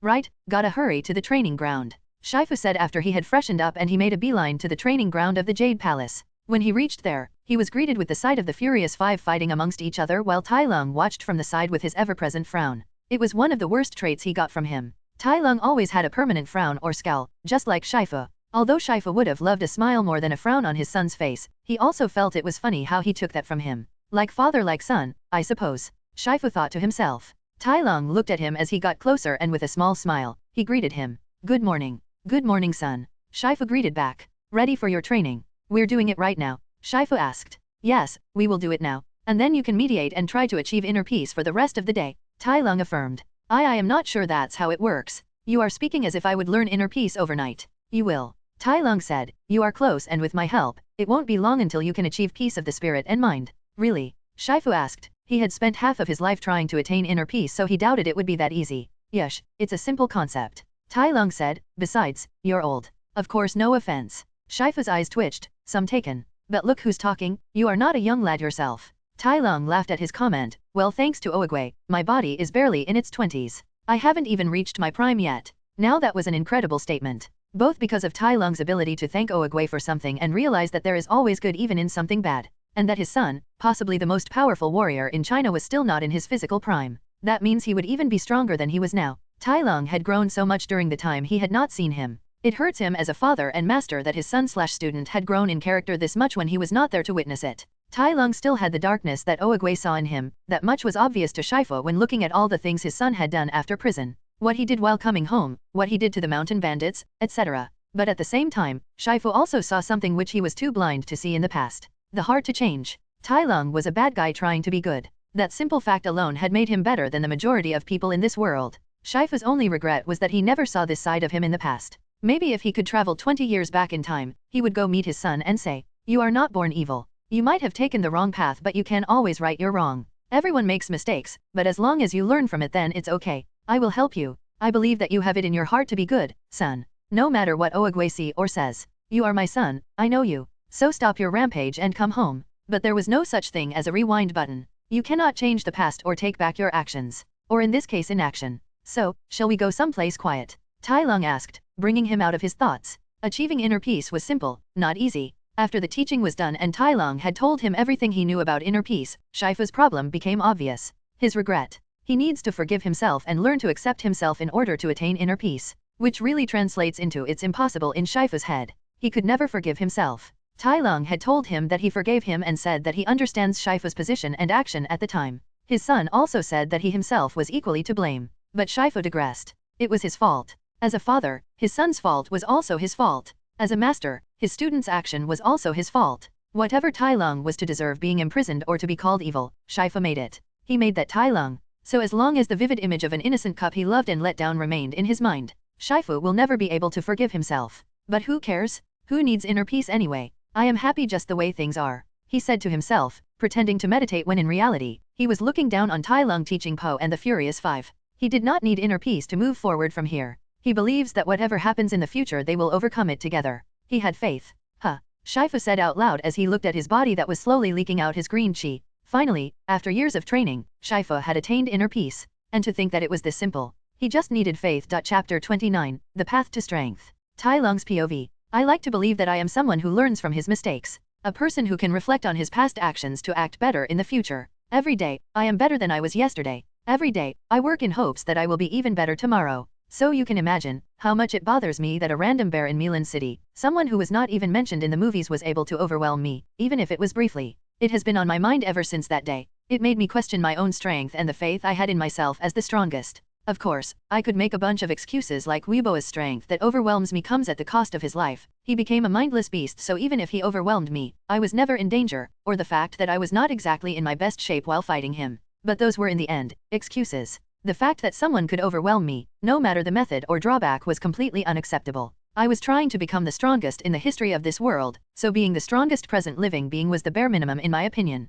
There were people like Oogway, Jindeo, Kai, and even future Po who were all stronger than me than I was now. To add salt to the wound, these were all people from China. If we take the whole world, was I confident that I was the strongest in the world right now? Although as a world of Kung Fu, China naturally dominate the rest of the world when it comes to strength, the point still stands. Even Weibo was someone unknown. Yet he was that powerful. It really opened my eyes that many things happened during my imprisonment and there were hidden threats in this world. It was unacceptable. I needed to get stronger. So much stronger than I am right now. I wanted to be able to take down kingdoms and empires by myself. Being the strongest when it came to a one-on-one fight was not enough. I was not trying to get stronger through mastering chi alone either. Especially when I was a unique case that had 2 chi inside the body, I did not even know when I will be able to use chi like I wanted to. So I needed a different way to get stronger. Luckily, I have just the right method to get stronger. It was the greatest boon I had, one that was soon to make me stronger than ever before. Knowledge of another world. It was not limited to one world either, as the modern world contained the knowledge of other different worlds in the form of fiction. Thought to be fiction, but they were real. I was the proof of that, so that means that other world thought be fiction there was also real. In my past life, I was a Kung Fu enthusiast who thought and dreamed of nothing but Kung Fu my entire life. I spent my entire life practicing real Kung Fu and other forms of martial arts. Not only that, I had the hobby of reading stories, novels, manga, and watching animes, movies, TV shows etc. that have anything to do with martial arts. Coupled with the knowledge I had from this world of Kung Fu by mastering the 1000 scrolls of Kung Fu, which was all the Kung Fu Oogway had created, my knowledge of martial arts and Kung Fu was vast. Master Oogway was the creator of Kung Fu, not the creator of all Kung Fu styles that existed in this world. So I was not kidding when I said I might surpass Oogway's knowledge when it came to different styles and techniques of Kung Fu. But the question was whether I could replicate and use that knowledge in this world. Could I use martial arts from different worlds? Say, maybe renewal taekwondo? Water stream rock smashing fist? At first, I thought no. Different world works with different logic and power systems, so I shouldn't be able to copy them. Maybe use the theory behind them to create similar styles? But then I realized, I could create miracles on a small scale. While I was in a state of inner peace and my chi became one with the world, I could achieve impossible feats. I can do more than just catch cannons, which should be logically impossible. I can do more than enhance my senses. I could do more than slow down time in my perspective. The people in this world were backward, even with all the wisdom that Oogway had. When it came to imagination and a way to use a power, he would fall short. Inner peace, the ability to create miracles on a small scale. It might not be much to people born in this era like Po and Oogway other than a basic enhancement, but for me, the one who possesses otherworldly knowledge, it will make all the difference in the world. It's like giving a dagger to someone with hands and someone without hands. The one who would find more use with the dagger was the one with the hands. Similar to that, I have something special. Something which both Oogway and Po did not have, even though they might be the chosen one of the universe. I have a cheat of my own. Ha ha ha ha ha ha ha ha. I started laughing madly as my laughter echoed through the pool of scared tears. It was the place where Shifu trained Po to be strong enough to face me. It was also said to be the birthplace of Kung Fu.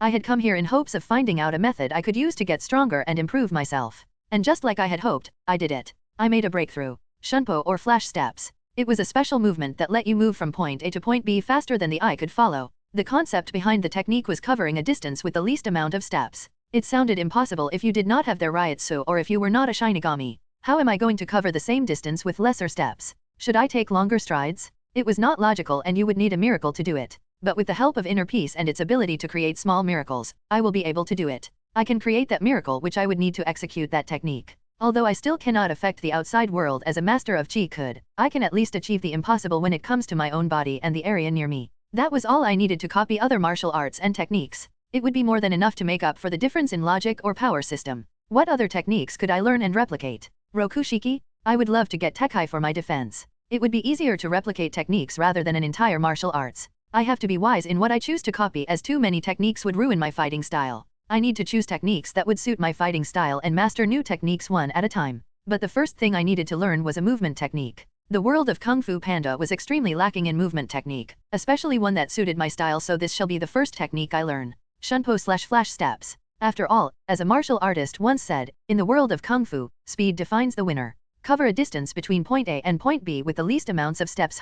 I asked myself while walking to a place that had an open plain where I could move freely. It doesn't sound too complicated. There are more nonsensical techniques in this world, I said to myself as I finally began my journey towards strength. I did not need to follow this universe's path to strength. I will create one on my own. A true warrior makes the best of every advantage and weapon he is gifted with. Let's put that to the test, shall we? The ability to create small miracles with inner peace, my knowledge of different worlds and my genius in Kung Fu. Let's see how far that can take me. Chapter 30, The Fuel of Miracles. Tai Lung's POV. It is wise to rest sometimes, son. I heard Shifu's voice from above as he was looking down on me from a cliff. I did not even look up to meet him as I continued focusing on training. In front of me was a giant clay pot nearly twice my size. The pot was made of a thin layer of clay, so it was extremely fragile. Even if a civilian were to punch it, it would surely break since it was also filled to the brim with water. I have no time for such things, Shifu, I said, and continued focusing on my chi which was covering my body. After months of training, my chi was not merely leaking out but I was controlling it. I focused on the feeling of my chi, willing it to do my bidding as I visualized the miracle I wanted to create. It was not just a miracle, as I had a somewhat logical explanation behind it. A theory, and I have seen others do it in the form of an anime. The level of miracle I needed was a small one, just enough to make the technique pop and come to life. Armament technique, internal destruction, I said and punched forward with breakneck speed, but my fist stopped right before hitting the clay pot. My punch stopped, yet the force behind the attack did not disappear. Instead, it traveled forward a few inches without even needing a medium. And then my attack landed. Asterisk boom, asterisk. Asterisk splash, asterisk. My attack went through the clay pot and directly exploded the water it held. The water splashed violently like a volcanic eruption and almost all of it was emptied. Yet as I looked at the clay pot, there was absolutely no dagam on it. My attack had skipped the exterior part and only attacked the interior. I needed to get more proficient in it so I could use it in an instant without even having to put much focus. I needed to make it second nature, like a normal punch. I developed this technique because of Weebeo. To truly put him down, I needed to push my hand down his throat and attack his internals that way. Although it worked that time, I didn't want to rely on that again. What if he had not opened his mouth to roar? Then the fight would have lasted longer and who knows what could have happened. Then there was also Po, who had a special body that imitated rubber or balloon. Blunt attacks were very ineffective while fighting him, so this technique would be of great help when we fight again. I will be able to defeat him even easier. After I master this, I won't have to worry whether my opponent wears armor, has iron hide, possesses a special body, etc. I would be able to attack their internal organs directly. Congratulations on creating yet another lethal technique, Shifu said, and I looked up at him. I held back a laugh when I saw his wet state. Although he was a red panda, he looked more like a wet raccoon. But again, I must advise you as your master that you rest for a day or two, he said, and before I responded, he put up his hand to stop me. I know you are busy developing these new techniques and getting stronger than you already are, but, he said wisely, the time to relax is often when you don't have time for it. You can't really argue with that. It has been a few months since I have been constantly training to get stronger, and my only rest consists of sleeping, eating or when I was training the Furious 5 and Po. I guess I shall meditate then, I said and was about to sit down before Shifu sighed and pinched between his eyes. Meditation is also another form of training. What I mean by rest is you having fun or being idle, he said. Fun. I processed the word in my mind. I have never had what normal people would deem fun both in this life and in my past life. You don't master different kung fu and martial arts at the young age of 24 by having fun after all. But I was also constantly having fun training myself and getting stronger. I had plenty of fun when I pushed through even when my cells screamed at me to stop and when I abled my body to do impossible feats. As I looked at Shifu with a dumbfounded expression that hinted I clearly had no clue what he was talking about, he sighed and said, something fun. Like going around the village or buying things in the market. The villagers hate me, I said. Although the only crime I committed against them was laying waste to the village 20 years ago, the people in all of China hated me. It was because no matter how small my crime seemed when there were literally bandits and assassins who turned into masters who then became loved. It was a different case. It was because of my unparalleled strength coupled with Oogway being the one to deem me evil. Oogway was basically like a Buddha to them, someone who held great power and had lived for 1,000 years while also having wisdom deserving his age. There were some who even worshipped him. Give it a few hundred years and they might make a legit religion for him. As the creator of Kung Fu and the master of Qi who achieved impossible things and saved the world from demons, that was the admiration he held amongst the people of this world. So when such a person said he saw darkness in me, the whole of China believed him. They saw me as more evil and sinister than even actual evil villains themselves. His influence could be seen in how the whole of China believed in the prophesized warrior, the dragon warrior, although such a thing never really existed before. When he selected Po, they simply believed it without even questioning a thing. His mere words could even turn my own father against me. In simple words, they were a bunch of NPC. They don't hate you, son. Shifu said. His eyes were sad for me. They are merely afraid. What's the difference, Shifu? I asked. Fear breeds contempt. People naturally hate what they fear. He stayed silent, arguing with me no more. I have gone to the village multiple times and each time the reaction was the same. If I did not save the world or something on that level, my reputation and how the people perceive me would not improve. I stopped trying. They can hate me if they want. At least, I now have my father and my juniors who see me as I am. When I became the strongest and build a legacy that even surpassed Oogway's, they would change their tone real quick. It was not like there would be a lack of opportunity to save the world either as long as I stick with Po. A long silence stretched between father and son before it was broken by Shifu's movement. He leapt into the air and slowly fell towards me by riding on a falling leaf. Hing Kong. I thought of the kung fu Shifu was using to make himself weightless. It was an extremely difficult kung fu to master, but when you do, you can lighten yourself to the point that you are as light as a feather and you can even walk on leaves. You remember this? Shifu asked me as he landed gently on the ground, like a feather. The art of balance, I said, and when he gave me a cheeky smile, I felt annoyed. Exactly, the art of balance. You, my son, were never one to be balanced. You were always on either side of the extremes. Shifu said, even with all your genius, it took you 5 years to master this kung fu. I looked away, a little embarrassed at that fact. It was truly shameful that it took me that long to master it when Shifu himself mastered it in a few weeks and I remembered Po mastered it in a matter of days. Such a stain on my reputation as a peerless genius. Come, walk with me, son. I will show you how to free your spirit and have fun, Shifu said and leapt into the air. His soft and gentle push took him to the sky with his light weight. He landed on top of a tree, his whole weight being held up by the leaves as he waited for me. I sighed. I never really liked Hing Kong even after I mastered it. Do not allow the weight of the world to control you, instead become weightless and take control of the world. That was the concept behind Hing Kong. You need to have an absolute balance of the mind and the spirit and walk the way to the art of balance. I never used this kung fu because, in my mind, my attacks should have the weight of a mountain behind them instead of being weightless. I believe I needed to be as destructive as a volcano instead of a feather. It was not suited for my kung fu, which emphasized destruction. But that doesn't mean that I can't use this type of kung fu. I rejected the weight of the world as I observed curiously how the qi inside of my body changed my weight. It was such a curious thing. I have only been capable of feeling my qi like this after months of meditation and inner peace. The qi in your body can make you achieve miracles when it comes to your body alone. Inner peace just makes it much easier and allows you to make miracles only with your will alone. Plus giving you the ability to influence objects other than your own body. This would explain how I was able to make myself weightless, how Mantis could be so strong, or how Po's body was like a rubber balloon. It was all because qi, the fuel of miracles as I have come to call it. I realized that after all the training and research I did. The only difference is that someone like me who achieved inner peace had a much easier time doing it. Everyone in this world was allowed to create miracles. But the people were unaware because they don't have outside knowledge like I did. They can't look at their lives from an outsider's perspective. To them, some things just make sense. Like how Mantis' small body can be so strong, how ducks can fly with clothes on or with small wings, etc. Qi was such an interesting energy that left me with more questions the more I learned about it. It was very narrow but at the same time vast in what it could do. I shook off my thoughts as I felt my body become weightless and I leapt towards Shifu. A day of rest shouldn't hurt or slow down my progress by much. Let's go, Shifu said with a smile as we leapt from one place to another. With our weight that of a feather, we were carried by the wind. We took to the skies, unchained by the world. We took control of the weight of the world instead of letting it control us.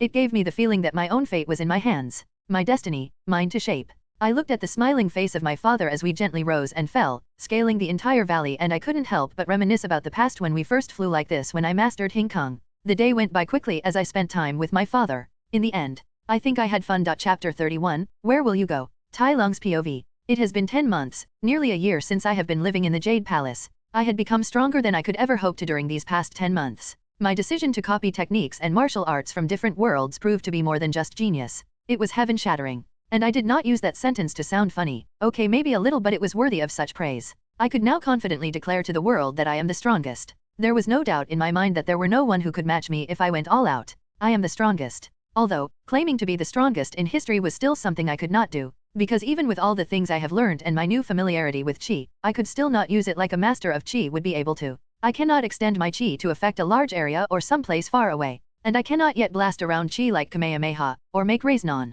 I could not mold my Qi as I wanted. The most I could do was use it as fuel to create a miracle I visualize in my mind. I was yet to be able to manipulate Qi directly, but with my knowledge and creativity, I was sure that I would be able to match someone like Po from the 4th movie and Kai with his own Qi. That means I could match a normal master of Qi with my inner peace alone. I did not know what was stopping me from mastering Qi. I remembered in the 3rd movie that people who knew themselves could use Qi easily. Am I the son of a panda, son of a goose, a student, a teacher? Turns out I am all of them. I am the dragon warrior. Po declared and used Qi. Po, you taught us who we were meant to be. A father.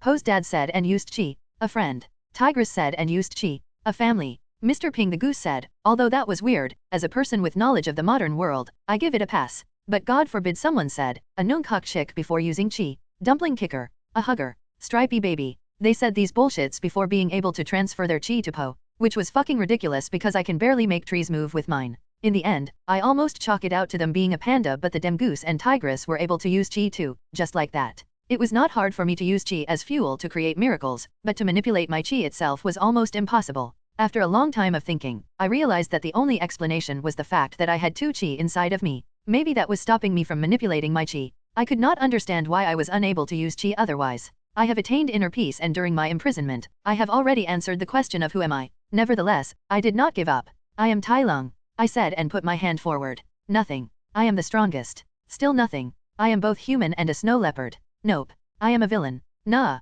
The son of Shifu. Cricket sounds. I took a deep breath and decided to try one last time. I focused on my Qi and I felt the world listening as I spoke the next words. Throughout the heavens and the earth, I alone am the honored one. Wait. Is that nope? I am the rejected one. Nothing. Okay, this was not working at all. Clearly, I have worked out who I am, but it was other things that were the problem. I stopped my private Qi training and decided to work my body instead, so I went towards the training ground. It was early in the morning before dawn, so it was still very dark and chilly. Although I was a snow leopard, I still had a blanket wrapped around me as I quickly ran to the training ground. When I reached the training ground, I was not greeted with the silence and emptiness that I was hoping for. Instead, someone was training. My yellow eyes pierced through the dark as my natural night vision as a cat came into play. I was able to see Tigress training in the training ground all by herself. I couldn't stop my lips from stretching into a proud smile when I saw her using her claws to attack the pillar of iron which I had bought for her when she asked me to teach her how to use her claws. Instead of training like I was planning to do, I opted to leap up the roof of the training hall and watch her from there. I sat down and got comfortable as I watched her train with a smile. She might not be as talented, but she had similar obsession for strength like me, the unquenchable thirst to improve, the need to be stronger than yesterday, and a reason to push beyond her limits. I wonder what that was. What reason does she have to constantly train to improve? The position of the Dragon Warrior was already filled and she had enough strength to protect herself and be respected. So why was she doing it? What was the purpose behind her desire for power? Hi-ya-ya-ya, she screamed as she swiped at the heavy pillar of iron in front of her. Her claws left a deep mark, but that was it. She took a breath and rested for a few minutes before she slowly walked back. After a good amount of distance was between her and the iron pillar, she closed her eyes. She got into a stance. She lowered her center of gravity and got on all fours, like she was meant to be. A predator ready to pounce. I raised an eyebrow when I saw that familiar stance. It was mine. After what felt like an eternity, her eyes snapped open and she shot towards the iron pillar. She was a blur, but my eyes followed her movement and I noticed the exact moment when her claws turned black. Just like mine. Asterisk few, asterisk. Her body cut through the air and her claws through the iron pillar. She stopped when she was behind the target as the iron pillar slowly fell down, separated into 3 pieces. Remarkable. She stood up and her claws slowly turned to normal as she stopped strengthening them with chi. She had a wide smile on her face as she looked at the broken iron pillar. Clap, clap, clap. Her eyes snapped towards me as I started clapping my hands. Surprise colored her face when she saw me and I noticed a blush on her face. I leapt down the roof and landed in front of her. Truly remarkable, I said and paused to show her my proud smile. She became flustered as it was not often that I smiled. You can celebrate, you know. Jump around and scream giddily as much as you want to. There is no one except me, I said and she raised her eyebrow before she gave me a toothy smile. I did it. She screamed and jumped around like an excited girl. I did not disturb her and let her enjoy her moment of achievement. Hardcore my ass, she was just a kitty inside. Hua hua. She screamed to the sky before looking and pointing at me. I beat your record. Indeed, it took me half a year to learn it, but you only took 3 months, I said and her smile grew wider. I wisely held back from mentioning the fact that I was 14 years old. Sorry for my outburst. That was unsightly of me, Tigress said while hugging her knees. The earliest ray of the sun was shining down on her, making her red fur almost look golden. We were sitting on the roof of the training hall and the awakening world below was for us to gaze at. I chuckled and patted her head. She buried her face a little deeper in embarrassment. You don't need to act like that towards me. After all, you are my little sister in all but blood now. I was equally proud if not prouder. She gave me a smile and nodded at my words. Tigress was a pitiful girl. She had told me her past before. She was an orphan but due to her unnatural strength, everyone in the orphanage called her a monster and she spent most of her time locked up in a room. She was a tiger and not only that, she was supernaturally strong even for her species standard. She locked herself away, afraid to hurt other kids with her strength which she had yet to learn how to control. That was until Shifu came and taught her kung fu so that she could control her strength. After she was done learning how to control her strength, she eventually got accepted by children her age. Yet adults were still afraid to adopt her so she thought she would always be alone. That was until Shifu came and adopted her as a daughter. So naturally, her only parent figure and family was Shifu. But because of me, she never really got the affection of a father from Shifu. After hearing that, I ended up feeling a little guilty and began pampering her as much as I can.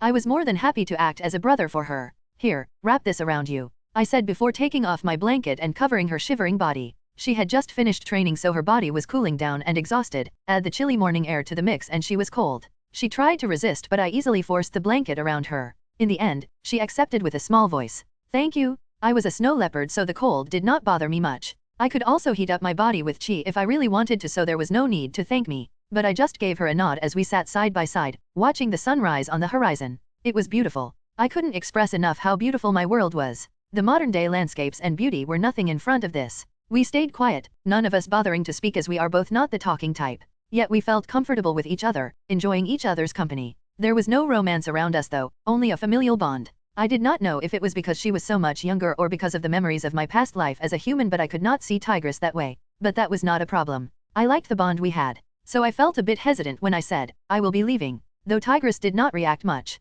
She just stayed silent and processed my words until she was ready to speak. When? I will give one final teaching to all of you today and I will leave tomorrow. She nodded. She did not ask me to stay longer or express her desire to come along with me. Maybe she did not want to be a bother or maybe because she still thought we were not that close for her to ask. I have done everything I wanted here. I have studied in the library and had the peace and privilege to train as much as I want. And now, it's time to go out to explore the world. See how much China had changed during my imprisonment but most importantly, seek out opponents. I have learned and mastered many new techniques during my training and now it's time to test them in real combat. It will be like my heydays when I travel around China and seek out different masters to a duel. Where will you go? Tigress asked. I am planning to visit many places, but I will start with some place familiar and where I can find worthy opponents for certain, I said and turned to her with a smile. The city where the Kung Fu Council resides. Gongmen City, I revealed with an excited smile. She stayed silent and observed my face. Then she asked with a tone of doubt. You think you can beat the Kung Fu Council? I was caught off guard by her question before I started laughing out loud. Had they really hidden the truth in order to save face? Wrong question, kitty. You should ask, you think you can beat the Kung Fu Council again? I said. And my answer would be, absolutely. In fact, I will beat them worse. Chapter 32, Leaving. Tai Lung's POV. I stood at the courtyard just outside the training hall with Shifu by my side as we watched the Furious Five train in the training ground. The students were fighting each other and the way they moved and fought was very different from 10 months ago. Their kung fu and their style had been soaked in my nature. It was the consequence of my training and teachings. They have certainly gotten stronger, Shifu said, but then he smiled an unsure smile, but I am questioning if it is good or not. I scoffed and thought to myself, how can being stronger possibly not be good? I watched as Viper wrapped herself around a dummy and completely broke it down piece by piece. She did this by wrapping herself around the limbs and squeezing in such a way that she broke every joint of the dummy. She could do more than just choke her opponents or control their limbs to make them hit themselves. She was perfect for jujitsu. The body of animals had hundreds of joints, not just movable joints but the places where bones meet bones. I made sure Viper studied them, the joints and bone structure of different animals, as I taught her how to dismantle her opponents that way, snapping their joints until her enemies were at her mercy as she turned them into broken puppets. I have also taught Manitz how to turn himself into a living bullet. Now he bounced around at the speed of sound and used his entire body to pierce through his opponents. His small body made him unable to exert much force in his attacks, and most of the time, due to his small mass, he could never strike with another person. But I taught him to use that as an advantage. He was small and that meant a smaller target for his opponents. Plus, it reduces the surface area of his attacks and it gave him a devastating piercing nature to his attacks. Monkey also learned to use his feet like hands. I taught him how to use grappling, which was quite an unorthodox style of kung fu, but it fit well with his body. He now climbs on his opponent and tries to bring them down like a 3. I strengthened his grip and made him utilize it. The simple act of grabbing was something rare amongst the masters in this world, as only a few animals had hands. But the improvement he made the most were in weapons. Monkey was always a weapon master, so I taught him how to be a spear and a bow staff. He was already quite proficient in it, so it was not hard to show him some new tricks he could use. Tigress also learned how to use her claws. That increased her threat level massively, as having claws was like being perpetually armed. Tigress had been someone who had to control her strength from birth. She was always too strong, so when others trained to get stronger, she trained to be weaker and control her strength. That naturally had a psychological effect, and she had trouble using all of her strength, much less going beyond it. So the sparrings we had where she was actually the weaker one helped her improve by leaps and bounds. Lastly, I had taught Crane many battle strategies and tricks he could use, since he was the main brain of the team. In a real fight, he would fly high in the sky and coordinate the attacks of his teammates while also coming up with plans and strategies. So I made him study a lot of war and battle tactics. I don't see the problem, I said with a smug smile. I was proud of them and the improvements they made with my guidance. Don't you think it's a little ruthless? It's not like we are in war times for them to train such lethal techniques. Shifu said his thought while touching his beard. It's always better for them to learn than stay ignorant. You can teach them to hold back if you desire a more merciful style of combat, I said. A sword in a sheath is always better than no sword. Of course, Shifu said, and we continued watching them train for a while until he asked me another question. I heard you are leaving tomorrow. I raised an eyebrow. Tigress told you? Yes, Shifu said and chuckled. She told me not to tell you this, but she was asking me if it was possible for me to make you stay for a few days longer, or if I could order you to take her on your journeys, at least for a few days. I shook my head with a smile. So, are you going to ask me? I agree with her. It was sudden for you to leave tomorrow, but I don't think I have the authority to tell you what to do and what not to do. You can decide on your own, Shifu said, and our eyes turned to Tigress, who was on the training ground. She had grown attached to you. Shifu said, I am glad to see you two get along like brothers and sisters. For someone with the hardcore style, she is extremely soft inside, I said. 10 months was not a very long, and I did not have much time to spend with them since I was busy with my own training. The fact that she had grown so attached to me was a testament to her need for love and her emotional and soft nature. Well, you are her brother. I smiled. Indeed. Tigress was my adoptive sister, and I have come to see her as such. She was still young and had a great future in Kung Fu, so I couldn't help but grow close to her as well. Where will you be heading? Gongmen City, I said. I'll pay a visit to Master Thundering Rhino and check out the new Kung Fu Council that he made. Should I be worried? Shifu asked. He was aware of the many new techniques I had created, so he should know exactly what I was planning to do when traveling around. It will be like my younger days when I traveled around China to challenge every famous fighter and master I could find. At one point, I even participated in wars and helped kingdoms fend off attackers. No, but expect some rumors, I said while looking at him with a knowing smile. Shifu simply smiled back. Right then, Po opened up the gate to the training ground with a giant bag on his back. With the sun being at the midpoint of the sky, I'd assumed that was lunch. Guys, Po screamed, lunch is here. All right. X4. Let's go. The Furious Five stopped their training and ran to Po. They helped him settle down before they sat on the ground with multiple dishes and noodles. They started eating and praising Po for his hard work.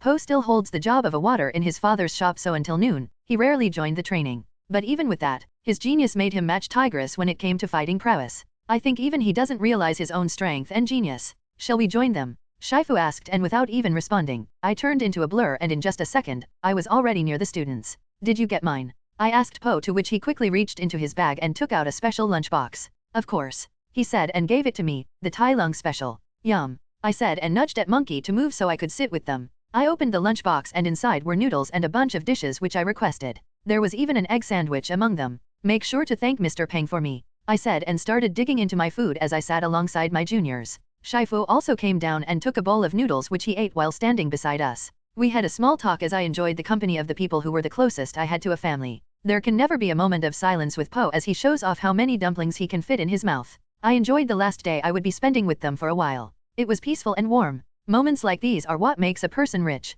After all, it is not the number of days in your life that you remember. You remember moments like these. Goodbye, I said one final time before I descended the steps of the Jade Palace. I wore a traveling cloak and I had a small drawstring bag where I put money and an official letter from the Jade Palace. I also carried the dragon scroll inside because it meant a lot to me even if it was blank. It had affected a huge portion of my life so it held sentiment. Stay safe, son. By Tai Lung. Po said with a sniff, before he started crying for real and leaned on Tigress's shoulder. Goodbye Master Tai Lung. Viper waved at me good-naturedly. We might have a bumpy start but we ended on a good note. Don't miss me too much, I am going beat all of you when I get back so you better train hard. I said with a wave. All of the residents of the Jade Palace, including the servants had come to bid me farewell. It was a nice gesture on their part. After I went down the first 3 sets of stairs, I disappeared in a blur. Chapter 33, reaching Gongmen City. Tai Lung. After leaving the Jade Palace, I made my way down to the village with my cloak covering my body so that no villagers panicked or freaked out when they saw me. It would be a lie to say that I did not care about what the NPCs thought of me since I was the guy who wanted to be the dragon warrior, a hero admired by everyone, so the unjust perspective people had of me was a great annoyance.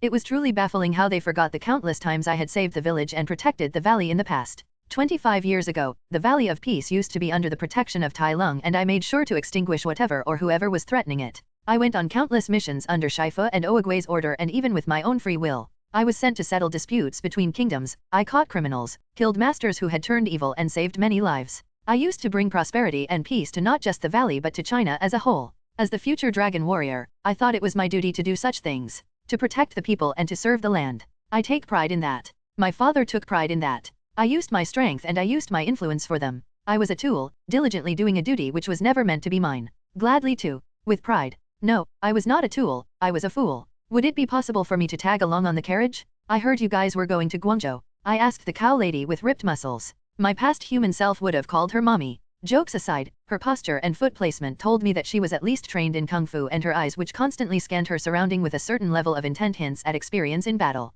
We were currently in the vegetable market of the village of the Jade Palace and using my acute sense of hearing, I heard her discuss her travel plans with a rabbit from far away and I instantly approached them. Guangzhou was a trading town located a few hundred miles away from the village. The road leading there was good and wide so it wouldn't take longer than a couple of days to reach there. Gongmen City was further down the west from there and since the road leading to the city was busy and long, I planned to travel on foot from Guangzhou onwards. But for the first part of the journey, it would be easier to tag along in a carriage. Guangzhou was the main trading place for the village as it had a little bit of everything and they would buy things at a much higher rate than other villages. So many traders and businessmen travel back and forth from the village to Guangzhou. I am willing to pay a dozen bronze coins. I said to the cow who just kept looking at me. She must be curious to know what I looked like under the cloak. Not gonna happen. Honey. She called and pushed the carriage slightly and a small rabbit peeked his head out. Yes. This guy wanted to tag along, even said he was willing to pay a dozen coin, the cow said to the rabbit, which I now assumed was her husband. There is no problem at all from my side. You are the one pulling the carriage, dear, so whatever you say, the rabbit said. You heard him, get in, the cow lady said, and I tossed her a dozen bronze coins which she later used to buy carrots for snacks. I went behind the carriage and there were only empty boxes, making plenty of space for me to sit. It seemed they were going to Guangzhou to buy and not sell. I had to wait a few minutes before the rabbit finished arranging the boxes and we were off to our travel. The cow lady said we would reach Guangzhou in 2 days. Oh, by the way, my name is Zhonglu and my beautiful wife there is Chang'in. The rabbit man said, pointing at his wife who was pulling the carriage. I did not return the polite gesture and simply nodded without introducing myself. The guy seemed to take no offense, but I saw his wife clicking her tongue. It seemed she was the feisty one, the typical marriage between a hot-tempered and a gentle soul. I sat cross-legged at the back of the carriage and spent my time meditating. But as the journey continued and we left the village, there was silence which prompted Mr. Zhonglu to start a conversation with me. So, where will you be heading, young lad? I don't assume you want to go to Gunexhaw since you have the bare necessity for travel. He asked me. Guangzhou was a trading town and most people go there to trade. It seemed I did not look the part. You'd be correct in your assumption. I am heading to Gongmen City. Oh, the land of fair ladies and fireworks. Do tell me which one you are aiming for. It's for business, I replied. The white rabbit scoffed, like hell I believe that? No one goes to Gongmen City for business. Gongmen City was the land of fireworks and entertainment. So if you are a traveler wishing to go there, people would assume you were there to enjoy life. It held the same reputation as Las Vegas would in the modern world. So you got a maiden of your own yet? No. Plans on getting one soon? No. Well, as a married man, I can tell you that you are losing out. The rabbit said and looked at his wife outside who was pulling the carriage. Really? I heard it's quite a hustle. Bah, nonsense. There are jokes around that, but in truth, we can never be happier. He said with a smile. The world is cruel and lonely, you would be a damn lucky bastard to find a partner you can walk with. Someone to be with you every step of the way in this journey of life. He said to me. I could see the cow outside blushing as steam came out of her ears. I never thought of it that way, I said and looked at the odd couple. It was not rare to see other species marry each other or become partners. But as one might expect, they could never have kids together. If they want kids, they either have to adopt or the husband, never the wife, hires a surrogate. But that was reserved for the rich. That was why adoption was very popular. It was also why Po never found out he was adopted. In his eyes, it was not weird that his father was a goose because he saw many other kids with different species as parents. Orphanage were a busy place with kids getting adopted all the time. Hence why Tigress was very pitiful to not get adopted as most adults were afraid of her strength. Our journey went on as we had small talks. I was beginning to enjoy the conversation a little as Mr. Zhang Lu proved to be a knowledgeable person. He even told me about how he met his wife. Chang Yin came to the village in hopes of getting into the Jade Palace as one of the students, but she ended up in his arms instead. She might not be a student of the Jade Palace in the end, but she was trained in Kung Fu. Honestly, I noticed that quite early on.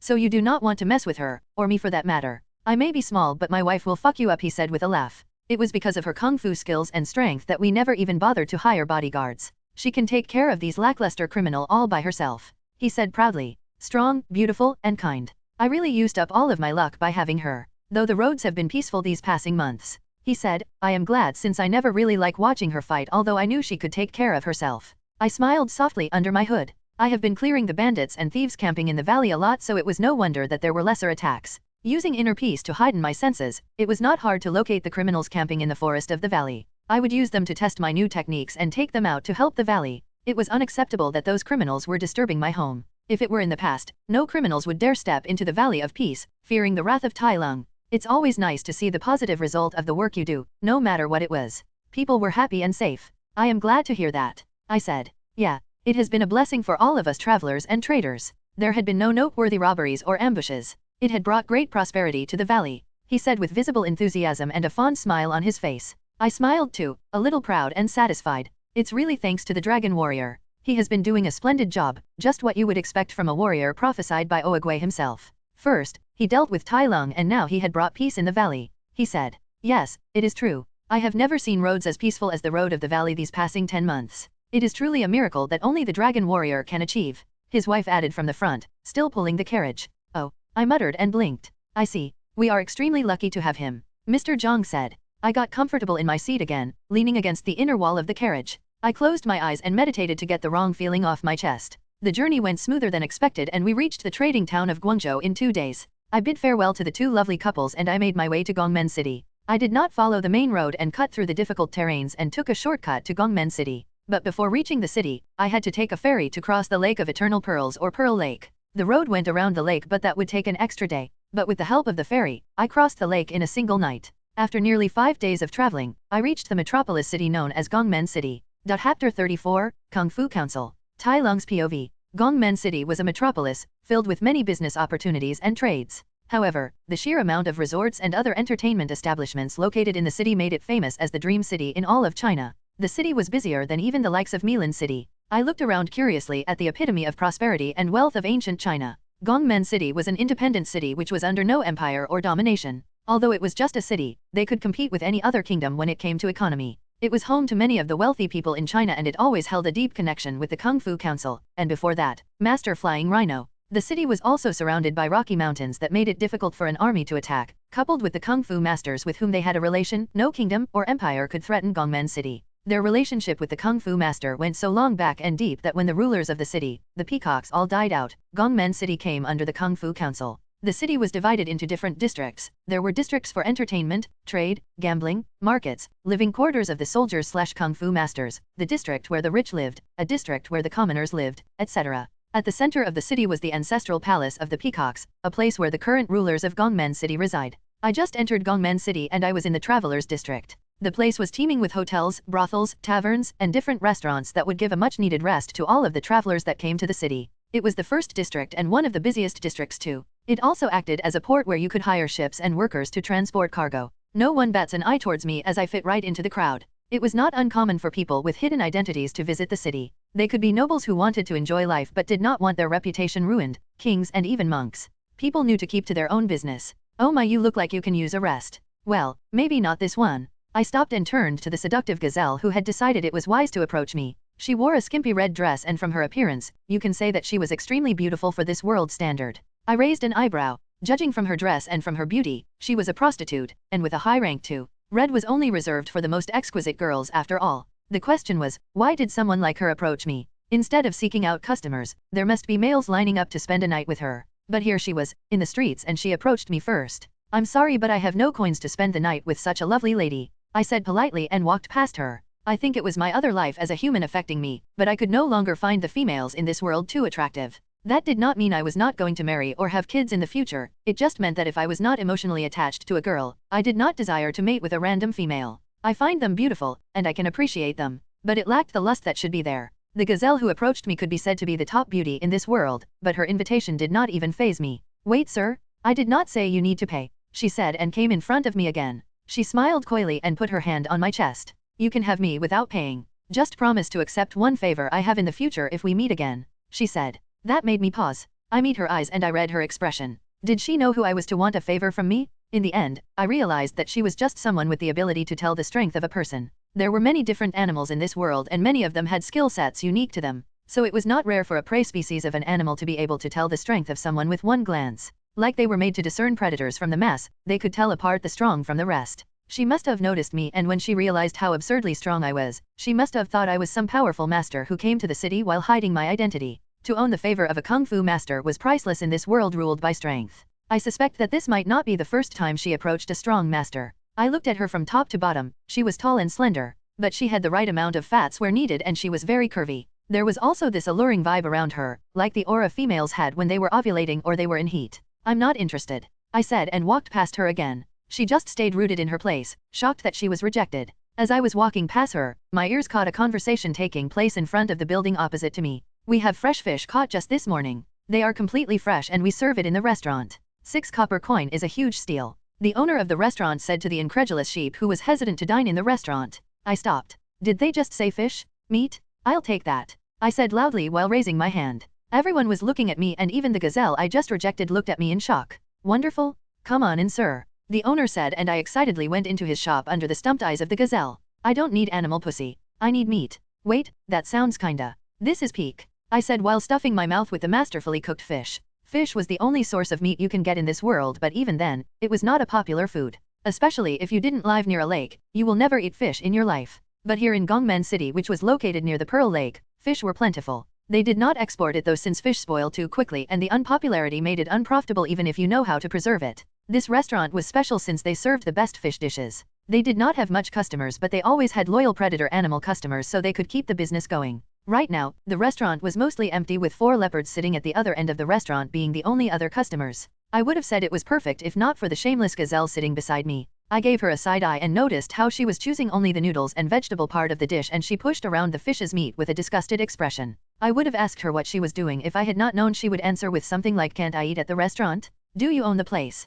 Let's ask her anyway. What are you doing? What do you mean, what am I doing? I am eating. Can't I eat at the same restaurant as you? She replied. Called it. I meant, what are you doing with your dish? Do you not like fish? I asked. Yes, do you want it? Yes please. Sure, I am not repulsed with the idea of helping you, I said, and she gave me all the fish meat from her food. Are you with the Kung Fu Council? Did you come early for the tournament? She asked offhandedly. I raised an eyebrow. What makes you think that? In fact, what makes you think I am a Kung Fu master at all? She smiled. I have this ability to tell how strong a person is. And with the time I had spent in Gongmen City, I have encountered many people, even famous warriors. Yet you are by far the strongest, she said, and I smiled. At least she was honest. If that is the case, then I did not mind returning the gesture. I am not with the Kung Fu Council, but I do have some business with them. It's why I came to the city in the first place, I said, and her eyes sparkled. So, are you like a warrior or guardian of a kingdom? She asked, oddly interested in me, but I guess it couldn't be helped. Either her pride was hurt due to my rejection and she wanted to shoot her shot again, or she was curious about me and felt that it was nice to be treated normally once in a while.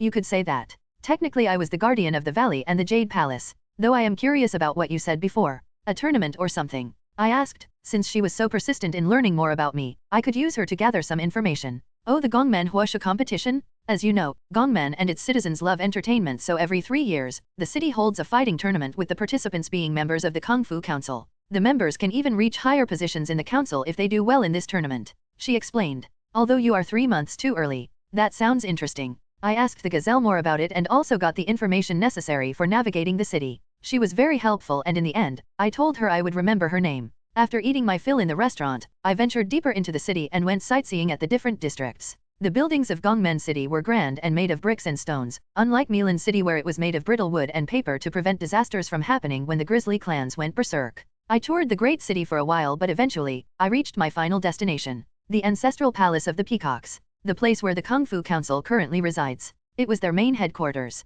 Chapter 35, The Clash. 3rd POV. Master Thundering Rhino. He was young once. He was bold, foolish, and reckless. But most importantly, he was strong. He was the son of the renowned warrior, Master Flying Rhino. And unlike those sons of great figures, he did not fall under the pressure of having such a great father. He was strong, so he thrived. He let his own strength and fame get to his head. After he fought against 10,000 serpents in the Valley of Woe and came out as the winner, he thought he was unstoppable. He became prideful and boasted about his achievements. He declared, "I am the strongest of my generation." A statement he wholeheartedly believed in at that time. That was a wrong move. That was a grave mistake on his part. He had invited a disaster upon himself. He had no excuse. He came. "What is this nonsense I heard from across the country? You must have been pretty loud." He came knocking to his father's castle. "A snow leopard. I am Tai Lung, the dragon warrior, and I have come all the way to see what the strongest of my generation was like," he said with a smile. "He is mocking me," the young rhino thought to himself. A duel. He thought he was strong. No, he thought he was the strongest.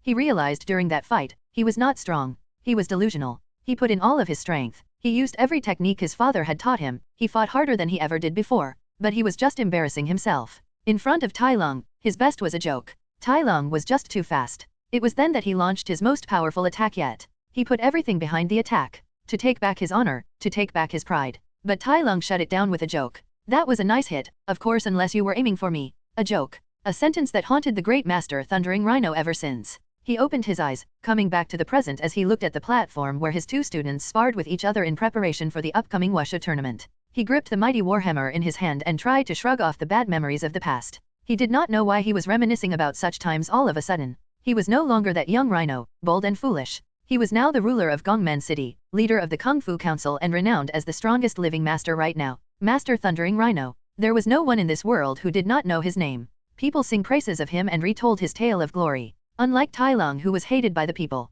his story was not one of disgrace and evil. Tai Lung could never compare to his glory now. Greatness was being accepted by the people. And he will never be accepted by the people. Master Chroch, make sure you guard your abdomen next time. Your scales cover your backside, so use spinning attacks, defend with your back and spin to attack. Not only will it make you unpredictable, it will give more momentum in your swings. Rhino advised his student. "Now, again," he said, prompting his two greatest students, Storming Ox and Chroch, to begin sparring again. He hit the ground with the butt of his warhammer to accentuate his order. It would not be wrong to call them his two greatest pupils, yet it won't be right either. His greatest pupil was Weibao, the guardian of Milan City and the number 3 spot in the Kung Fu Council. Sadly, he was no more. He was ruthlessly killed by Tai Lung in his rampage. Tai Lung. Rhino thought and squeezed the handle of his warhammer. He will get vengeance for his student someday. He was confident in beating Tai Lung, who wasted 20 years rotting in jail. On the other hand, Rhino had grown a lot and got stronger during the past 20 years. If they were to fight against, the fake dragon warrior would stand no chance. He had heard about the news of his escape before.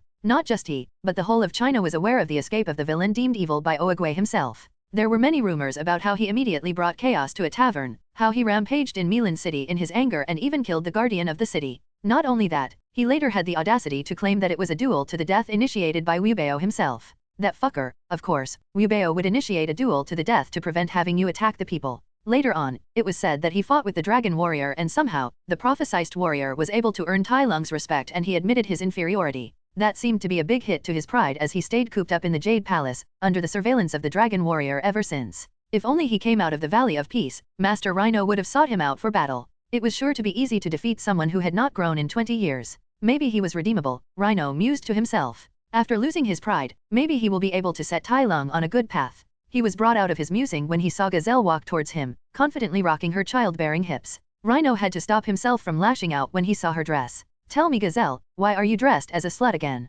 Rhino asked and pinched between his eyes. Gazelle stopped and looked at him with a shocked face. "That is not how you talk to a lady." She pushed her hair and touched her ass. "I am not letting you have this cake, like ever, because of that comment." Rhino scoffed. Who would want to associate with a female that mastered Long Mei Quan? A kung fu that takes advantage of seduction and charm during a fight. The ability to release pheromones at will that could throw any male opponent off. Fighting in a way that would distract the eyes, using your own beauty to make the opponent of the opposite gender hesitate to attack you, etc. It was all under the kung fu of Long Mei Quan. It was a rare kung fu, but in the hands of Gazelle whose beauty and species complement the kung fu, it was a dangerous combat style. Anyways, as your informant, I have something to report. Gazelle said in a tone a little more serious than before. She was the main source of information for Master Rhino and the Kung Fu Council. In return, she was allowed to own all the brothels in Gongmen City. They lure in traveling males to these brothels and simply ask for information. You only needed to give them some drinks and a pretty lady to ask, and the males will tell you more than you wanted to know. They would boast about what they did, what they have done, and what they were going to do to impress the ladies in there. Due to this, they even held the secrets and dirt of many other kingdoms.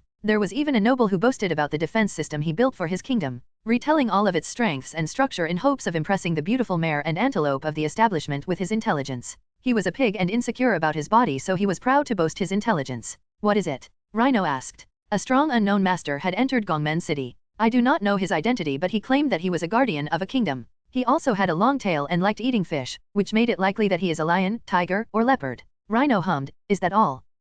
Gazelle put her hand under her chin, deep in thought. He was also digging for information about the city. It seemed that he was quite ignorant in that regard, so he probably came from somewhere far from here. Somewhere far. Is he from Dali? Rhino asked himself. Dali was a kingdom in the south of China in the Yunnan province. The kingdom was also filled with tigers. Anyways, thank you for the information. Rhino nodded in acknowledgement before throwing a string of gold coins at her. The coins had a hole in the middle which can be used to put them together in a string. Well, thank you. Gazelle caught it, and with a smile, she turned around to leave. Sorry, I got to go. I have a few customers waiting for me, she said, and as Rhino watched her, she put an extra pep in her steps, boldly shaking her fat ass. What a slut. Rhino thought with a frown, yet she wouldn't let me tap. He grimaced before smiling at his thoughts. 46 years and he was still full of vigor. He was at the prime state of his life, a point in a kung fu master's life where their experience and physical strength were balanced and at their peak. He continued teaching his students for some time, and before an hour passed since he got the information, he heard a commotion outside the walls. The palace had a huge area surrounded by walls that could fit an army.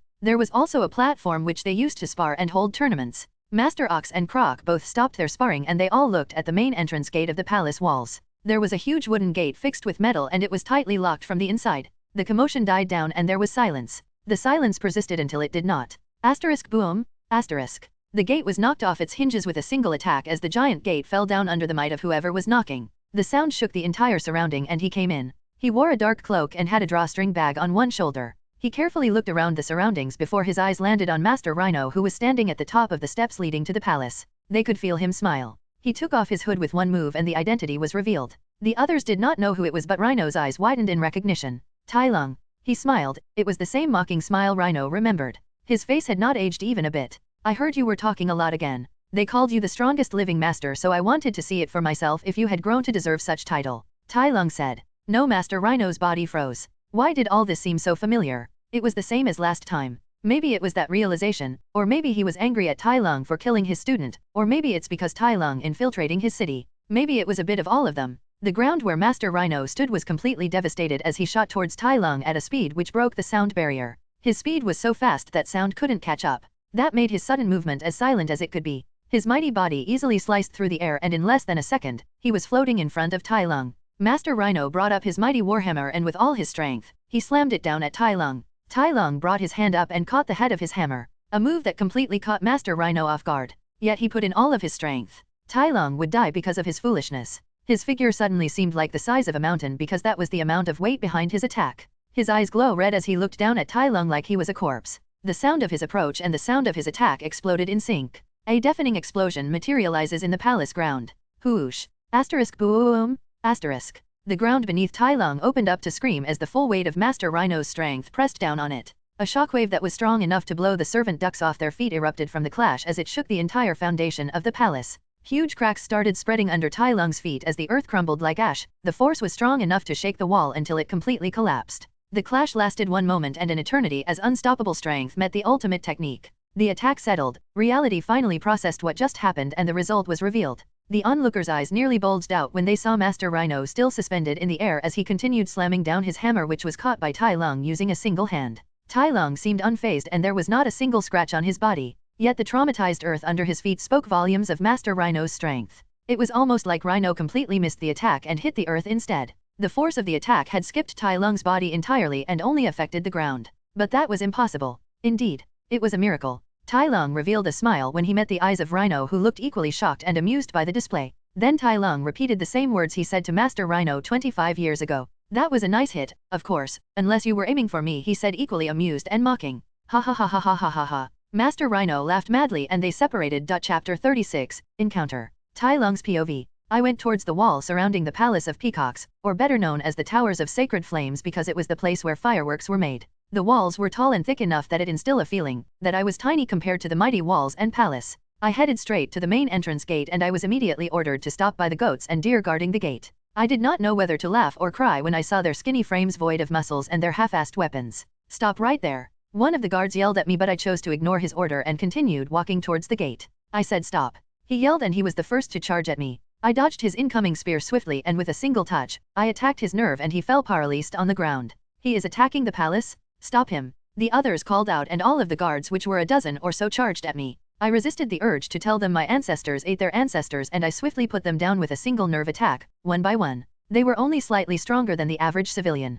It truly baffles me why they were appointed as the guards, but I guess a bunch of kung fu masters living in the palace did not really need guards. After I took them all down, I slowly walked up the wide steps and stood before the mighty gate. I gazed at it with a smile, before I put a hand forward to touch the gate. Open sesame, I whispered before pulling back my arm and slamming a chi-infused punch right at the center of the gate. The hinges of the gate exploded violently before the mighty gate collapsed. As it hit the ground, a loud crashing sound was heard and the shockwave stirred up a cloud of dust. I strode in with confidence worthy of the strongest. I looked around the open area and immediately noted down the other guards present there. I scanned the surroundings and made sure there was nothing that could threaten me before my eyes finally fell on the ruler of the city, Master Thundering Rhino. He was much bigger and more mature than I remembered. He had a warhammer on one hand and I also saw the battle scars which his clothes could not hide. He was stronger than before, astonishingly stronger. That put a smile on my face. I took off the hood of my cloak and revealed myself to the world. The other masters did not seem to recognize me except Master Rhino. Tai Lung. He named me and I heard the others gasp as they finally caught on who I was. I let the information sink in their mind before I spoke with a smile towards Master Rhino. I heard you were talking a lot again. They called you the strongest living master, so I wanted to see it for myself if you had grown to deserve such title. I saw Master Rhino completely freeze on his spot when I said that. I smiled. He seemed to draw a parallel between the past and the present, just like I did. He was having a PSTD episode and I couldn't help but have nostalgia. But then everything stills. My fur stood on end as my instincts honed through years of training screamed at me. My vision turned black as a gigantic mountain of a rhinoceros loomed over me. His red eyes looked at a corpse as they shone with the color of his chi. They looked at me. I wasted no time and put my hand up to catch the incoming swing of his warhammer. My hand made contact with the head of his warhammer and that was when I finally realized just how much power was slamming down at me. The force was enough to pulverize a mountain. My chi erupted out of my body and my eyes shone with brilliance as I entered the state of inner peace in that single instance. I did not need movement or focus. After all my training, I could enter the state of inner peace in a heartbeat. I caught the head of his warhammer and instead of trying to push back the force, I accepted it in my body and allowed it to flow through my muscles. Shaori, the ultimate defense. By relaxing my muscles to the very limit, I made it something akin to liquid as I felt the force flow through my body. Normally, the body made of flesh and bones had a limit on how much force it could absorb or redirect. But with the miracle achieved through inner peace, I was able to let the force pass through my body and let it exit under my feet. It was a mix between Shaori and the concept of internal destruction where you can make the force behind your attack skip through armor. Only this time I made my body into that armor. The violent force behind Master Rhino's attack exploded under my feet, leaving my body unscratched as in a show of absolute mastery over body and force, I had redirected the force of his swing to the ground. Whoosh. Asterisk boom. Asterisk. The earth beneath my feet was forced to bear the full weight of the attack and it was left completely devastated. That was a nice hit, of course, unless you were aiming for me. I said the phrase I often used to taunt my opponent in the past as I stopped his attack. I had completely caught Master Rhino's attack but I couldn't help but sweat a bit. That was such a frightening show of power and the force behind that swing was so much that I couldn't even redirect it back at him like I wanted to and had to immediately let it out on the ground. That was just how strong he was. If I had not trained 10 months before this, the fight between us might be close. He was almost as strong as Weibao in berserk mode. And imagine, that much strength in the hands of a master of kung fu with a clear head. That was truly an exciting thought. Master Rhino pushed himself away from me and landed near his students. He looked at me with a shocked face but there was a smile of amusement on his face. A smile that quickly turned into a laugh. Ha ha ha ha ha ha ha ha ha ha. I scoffed and started chuckling too while looking at him. The guy was so shocked that he started laughing. Of course, he said, wiping away the tears in his eyes due to laughter. You are Tai Lung after all. Only you would be able to use his time of imprisonment to attain inner peace. So that was what he found funny. I thought to myself, also noting his impeccable observation. He was able to tell how I was stopped his attack in an instant. For a moment, I believed you would stagnate after 20 years in prison and I would have been the superior warrior by a long shot. Master Rhino said and hit the ground with the butt of his warhammer. As long as I am not dead, I will always come back stronger, I said with a smirk. He shook his head and his chuckles slowly died down before he got serious again. So Tai Lung, he said, what is a criminal like you doing in my city? I felt my eyebrow twitch when he called me a criminal. I took out the letter of the Jade Palace from my drawstring bag before throwing it at Master Rhino. He caught it and opened the scroll before reading the letter inside. It was a letter written by the master of the Jade Palace himself. The letter stated that the Jade Palace took back their declaration of me being a criminal. The Jade Palace was the one who braided me as a criminal, and since they took back their claim, I was now innocent. As you can see in the letter, I am no longer a criminal, I said, and he shifted his gaze from the letter to look at me. And I am on a journey to seek out warriors to challenge, just like the old days. He stayed silent for a while before looking at the letter again. In the end, he sighed. It seemed Shifu had grown soft for his son. That comment would have cost him his horn if it was me right after breaking out of prison. So you have come to challenge me, he said and threw the letter back at me. I caught it before swiftly putting it back into my bag. I would be more than happy to accept your challenge. I have more than a few reasons to fight you as well, he said and hit the ground with the end of his warhammer again. However, as you are the guest of the city you will be treated as such. You may rest for the day and we will have the match tomorrow, he said with a small bow. That was how people with real strength were treated in this world. Although Master Rhino truly hated me and believed me to be a criminal, he also respected my strength as a warrior. And he had just learned that I was an enlightened one who had attained inner peace. That was undeniably superior to him as someone who had not attained such a state. Even in the whole of China, those who attain inner peace can be counted on one hand. That's the reason why he was acting as polite and respectful as he could. Sounds good to me. I shall allow you a one-day delay until I defeat you for a second time, I said, and I saw his eyes twitch. I might have admitted I was not as superior to you as I thought I would be, but that does not imply I am not stronger, he said. I have grown much in the past 20 years. This won't go like last time. Your words would be put to the test soon, I said, and I blurred from my place before I appeared in front of him. Speed had always been one of my strong points, so even without using flash steps, I was too fast for the naked eye. The only reason Mantis appeared faster than me was because of his small size. The other onlookers' eyes widened when they saw me instantly appear in front of Master Rhino. He was very tall, standing at more than 12 feet, but I stared directly in the eye. Very well then, he said, and it was agreed that we would have a duel tomorrow. I could not wait to test my new techniques on his behemoth of a body. I was sure he would be able to take a hit. After that, he guided me towards the top of the steps and he ordered his students to resume their training. We stood side by side as we watched his students spar with each other. He asked me about my opinion on his students and how they compare to the Furious Five. Of course, I made sure to praise the Furious Five and I boast of their talent like any proud senior would. He also asked me about the Dragon Warrior and the rumors around the fight we had. After seeing my current power with his own eyes, he found it hard to believe that a newly appointed Dragon Warrior could match me. Of course, I made sure to clear the misunderstanding and I also told him how the Dragon Warrior held the greatest potential I had ever seen, surpassing even the likes of me. Even more talented than you? He must be truly an extraordinary warrior if he can make you admit that, Rhino commented in surprise. I shook my head. Talent can only get you so far. You of all people should know that it takes more than talent to reach where we are. Po is still young, he still doesn't even know who he is, I said, and Master Rhino nodded. I stayed talking with Master Rhino and watching his students spar for a while before I decided it was enough and I took my leave. I went around the city once more and this time I visited the east district of the city, which was more reserved for the actual citizens of Gongmen City. I went around their market, curiously looking everywhere and enjoying the busy city instead of the peaceful village for a change. But as I was walking around the common market of the city, I was suddenly halted by a voice when I passed by a small bridge. Tai Lung. I turned around cautiously as the person called me by my name. I was wearing my cloak and no one was supposed to know me. That was when I met an old goat who sat under the shade of the small bridge. She laid a cloth before her where she was displaying small trinkets which I assumed she was selling. I did a double take when I saw her. Soothsayer. I called her and she smiled. Chapter 37, A Prophecy. Tai Lung. Soothsayer. I called her and she smiled. She was sitting under the small bridge and she looked like an ordinary old goat. But she was nothing but ordinary. She used to be the trusted advisor of the royal peacocks and as her name suggests, she was a soothsayer, someone who could foresee the future.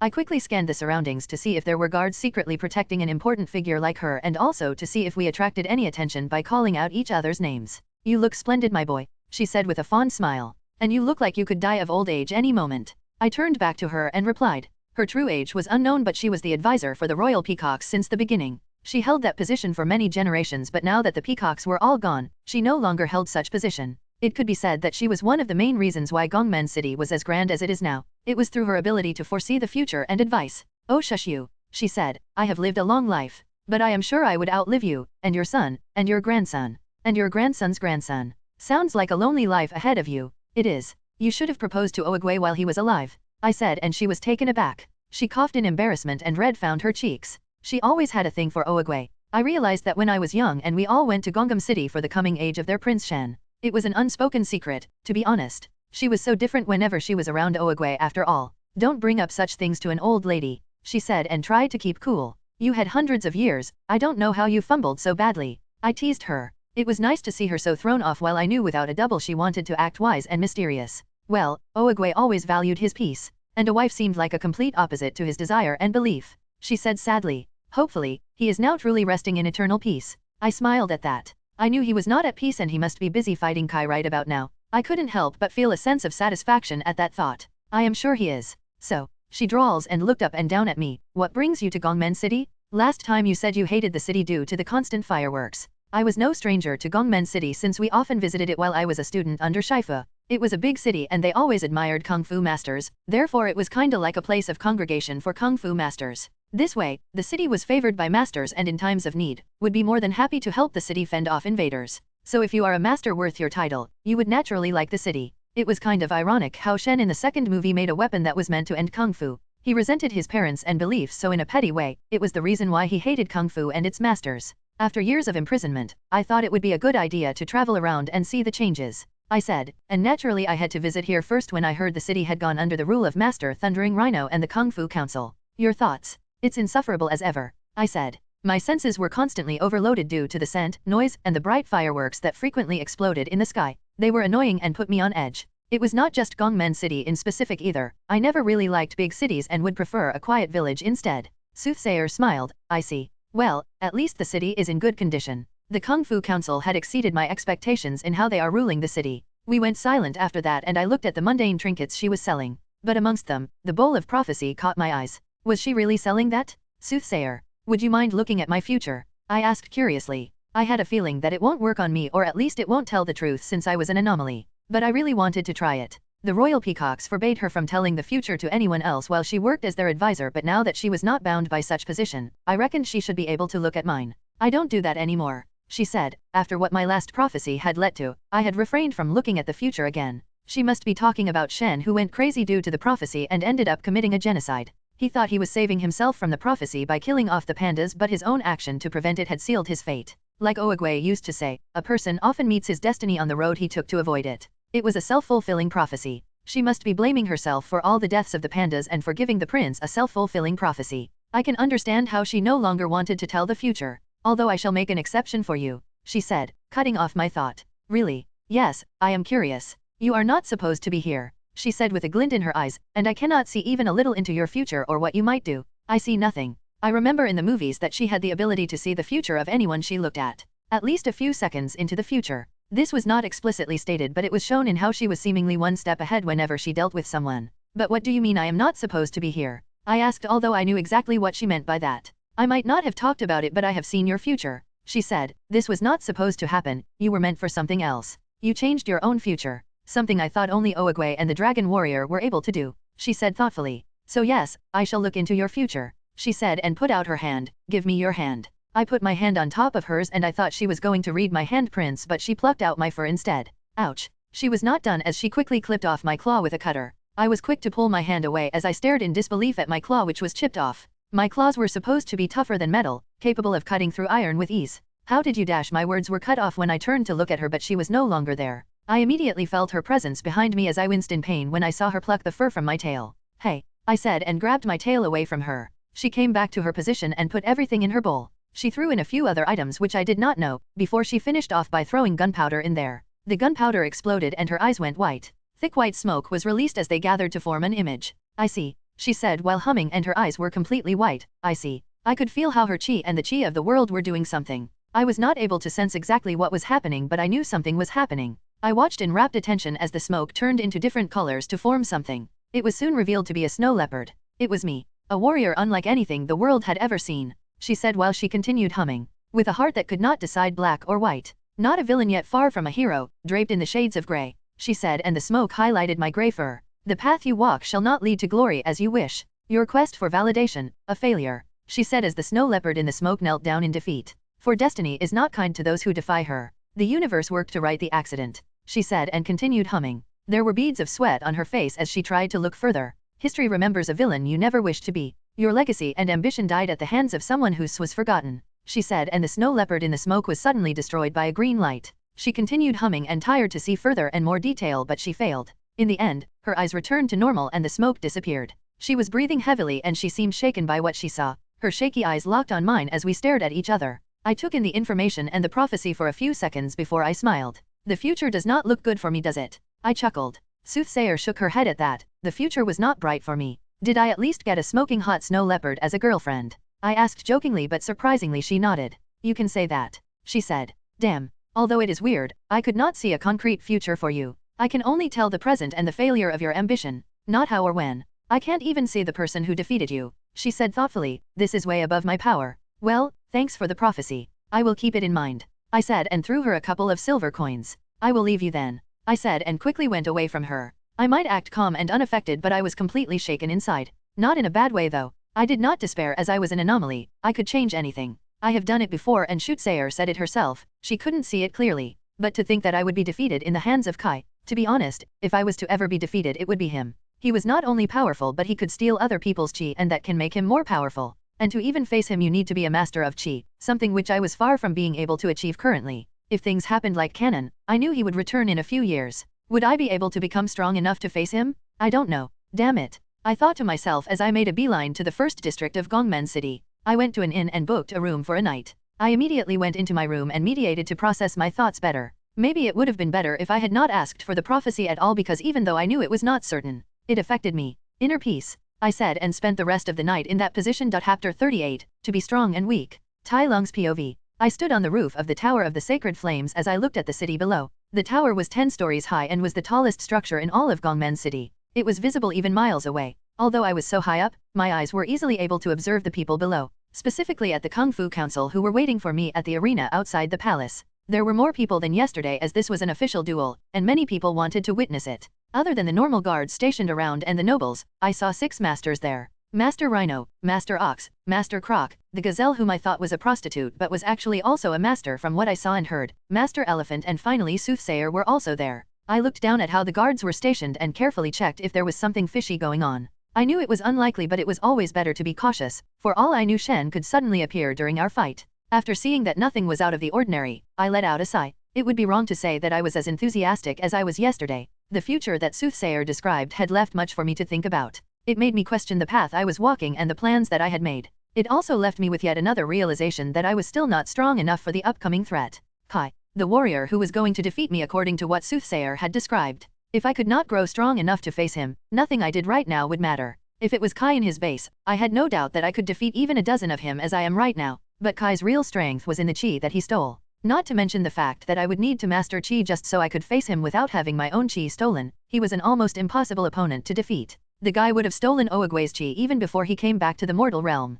Coupled with the fact that he stole other masters' chi and that he was a spirit warrior who could never get exhausted, I did not like my chances against him. I need more power. I chuckled at that thought. 40 years and I was still chasing after power. The reasons have changed, but the pursuit remains the same. One step at a time, I said, and looked at the vast infinite horizon. And what better first step than beating the leader of the Kung Fu Council, I said, and leapt down from the roof of the tower. My body sliced through the frigid morning air and I descended towards the arena like a falling star. I flipped in the air to slow down my momentum before I landed in front of Master Rhino with a small shockwave. I was afraid you'd never come, Master Rhino said with a smirk, and I got up to my feet while slapping the imaginary dust from my fur. I have never seen someone so eager to lose, I said before cupping my fist and giving the Master Rhino a bow of respect. Although I was stronger than him, I must show respect as the challenger. He was the one doing me a favor by accepting my challenge when he did not stand to gain anything. He nods back at me in acknowledgement. I looked around at the observers and took a closer look at them. My eyes lingered on Master Elephant and his robust physique. He stood around 20 feet tall and my senses told me that he was more of a building than an animal.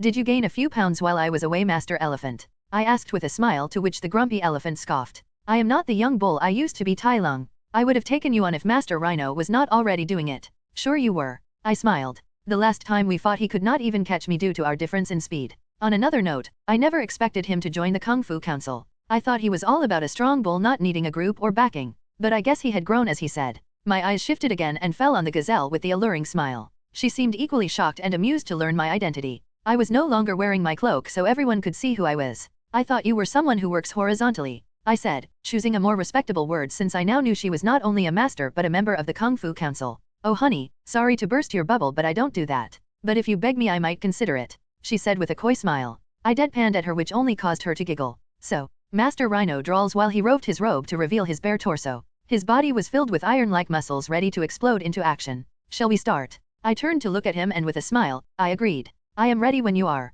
He twirled his signature weapon, the warhammer, before he planted the bottom of the hammer on the ground. Do you have your weapon? My claws came out of my fingers and they cut the air like sharp blades. Always. Master Rhino fixed his posture and got into a stance. He grabbed his hammer and aimed the head at me. I cracked my neck and in the next breath, Master Rhino shot towards me at a speed illogical for his size. His huge body caused a disturbance in the air as he planted his feet on the ground when he was in front of me. Then in a perfect straight line, his hammer flew towards me. Since it was coming at me in a straight line, my eyes could not tell the distance it covered. It felt like it was not moving towards me even, but I knew better. I sidestepped to my left and let the hammer fly past me. The air exploded and a small hurricane was formed due to the sheer force behind a single attack. He grabbed his hammer and pivoted on his heel and swung it at me. I dodged it again by ducking down. The strong wind produced by his swing ruffled my fur. He quickly spun around and swung his warhammer overhead. The weapon descended on me and this time, it seemed even stronger. But with a simple twist of my body, I dodged the attack and stepped forward. I was so close to him that he had no way of attacking me anymore with his long weapon.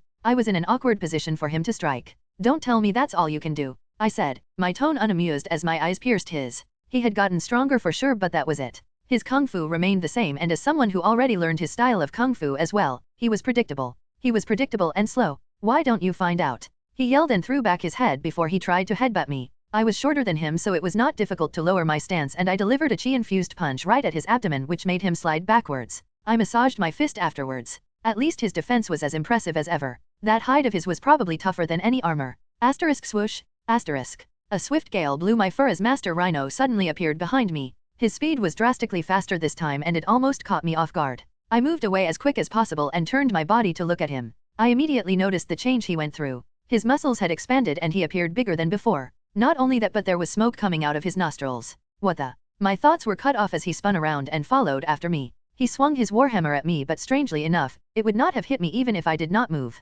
His weapon swung past me in a gust of whirlwind and he spun again. This time his weapon came towards me with more strength and power than before. He continued coming after me, swing after swing as I dodged everything with increasing difficulty. Because he was getting faster and stronger. I see. I thought to myself with a smile as I dodged his hammer which nearly blew my entire torso off. One hit and I was sure my body would explode into a pulp of flesh. Master Rhino spun his huge body around again, never allowing the force behind his swing to disperse. He was continuously gathering momentum and the more he attacked, the stronger he became. That way, even if he missed, his movement made his next attack more powerful. He was a master of his weapon as he used the weight of his hammer to balance his body weight. And in a harmonious way, he found a way to use both of that weight to create more force. Asterisk whoosh, asterisk. His attacks became increasingly dangerous so I threw a powerful kick at him. My foot slammed against his body but instead of damaging him, I nearly broke my ankle as his body was spinning with such force that my attack simply became a way to increase his momentum. It was an interesting technique. Hi-ya-ya-ya. He screamed out before he brought his hammer on top of his head and swung it down with such force that I felt the attack before it even landed. The air itself slammed down on me and my knees flexed to resist the sheer pressure. I realized then that even if I were to use Shaori or other techniques, I wouldn't be able to come out unscratched. I would have to turn my body into vibranium to deal with that attack. So the only way to deal with it was to dodge again. But I couldn't let his swings get stronger or gather more momentum so I came up with a solution. I used flash steps to appear by his side in an instant. I saw his eyes visibly widen at my new display of speed. His hammer swung down beside me and the air itself seemed to wrap around his weapon. I used my leg to control the trajectory of his hammer and instead of letting him gather momentum again, I guided his weapon to smash the ground. A good idea on paper. But that might have been a mistake. Asterisk boom, asterisk. The ground could not bear the force it was met with and the arena caved in and waves of force rippled out as if we were in the middle of an ocean. The arena was made of compact concrete to make sure that it was able to withstand fights between two masters but at the moment, it might as well be a normal ground. The earth opened up, unable to hold the force while also reflecting as much force as it could. That pushed me off my feet as I was tossed in the air. Oh, that was his plan all along. I saw a victorious smile on Master Rhino as he threw his giant head up to slam at me. As I was in the air, the only thing I could do was move out of the way of his pointy horn and I felt my body being thrown up in the sky. I did backflips in the air before I landed on the ground. But I was not granted a moment of respite as I felt an earthquake. Master Rhino was charging at me with his head down. I could dodge with flash steps. But I didn't. I threw a smirk on my face and I pulled my arms back. When Master Rhino was about to slam at me, I threw a punch infused with chi at his charging figure. But this one was different from a normal chi-infused punch. Black Flash. It was a technique that allowed you to increase your power 2.5 times and distort space if you time your attack 0.000001 seconds with cursed energy. I did the same thing but with the use of chi. It was a little different than the original Black Flash, but with a few modifications, I could acquire the same result. Thundercalp.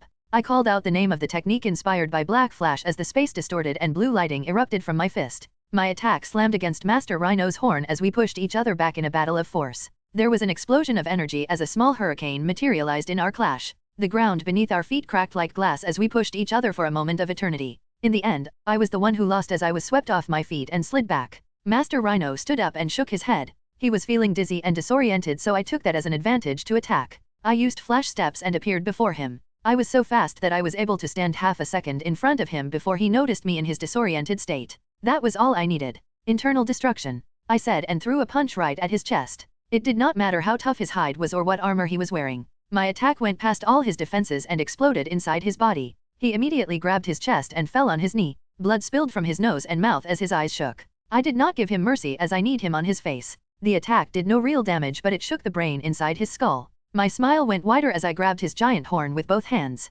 Then I spun around and used all of my muscles to pull at him. I was not strong enough to lift him up. Even after strengthening my muscles with chi, I was not strong enough to throw his heavy body around. But I had other solutions. My nostrils opened up to the limit as I sucked in huge amounts of air. A small vortex formed near my nose as I breathed in. Snow leopards lived in high altitudes and in cold temperatures where oxygen was scarce. Therefore they had powerful lungs and a large chest cavity to gather as much oxygen as possible. It might seem like a random fact to some, but if you know how to utilize that special biology, you can use it as an advantage. And with all of my knowledge in kung fu and fighting techniques, I knew exactly how to utilize my special biology. Sun Breathing, I said in my mind as I used inner peace to create the miracle necessary to execute this technique of a different world. My eyes shone bright yellow and my veins popped out visibly due to the rush of oxygen. Then, in a feat of strength beyond my capability, I pulled Master Rhino's body and threw him over my shoulder like a rag doll. Badum? His body crashed into the arena with a loud explosion as his body left a permanent mark on the platform specifically made to be durable. If this was in the city, it would have been enough to collapse towers and buildings. Luckily, the arena was designed to accommodate fights, so even if this was the most intense fight I had in a while, we did not cause much destruction. I stood up and stepped back from Master Rhino's unconscious body while I looked at my own hands. That's it? Was that really what the leader of the famous Kung Fu Council had to offer? Master Rhino was stronger than Wu Bao, possessing the same strength if not more than the bear, but also a clear mind while wielding such strength. But I have also grown stronger. With my new mastery over inner peace and the plethora of techniques I recreated and copied from different worlds, my total combat power had increased dramatically. Even only flash steps had increased my already ridiculous speed tenfold. At that moment, I was left to contemplate how one could be so strong yet weak. I looked around and the audience all had looks of disbelief. I made beating Master Rhino look easy. From the nobles of the city, the guards, soothsayer, and the masters of the Kung Fu Council. They all looked at me with a different light. A mix of horror and amazement.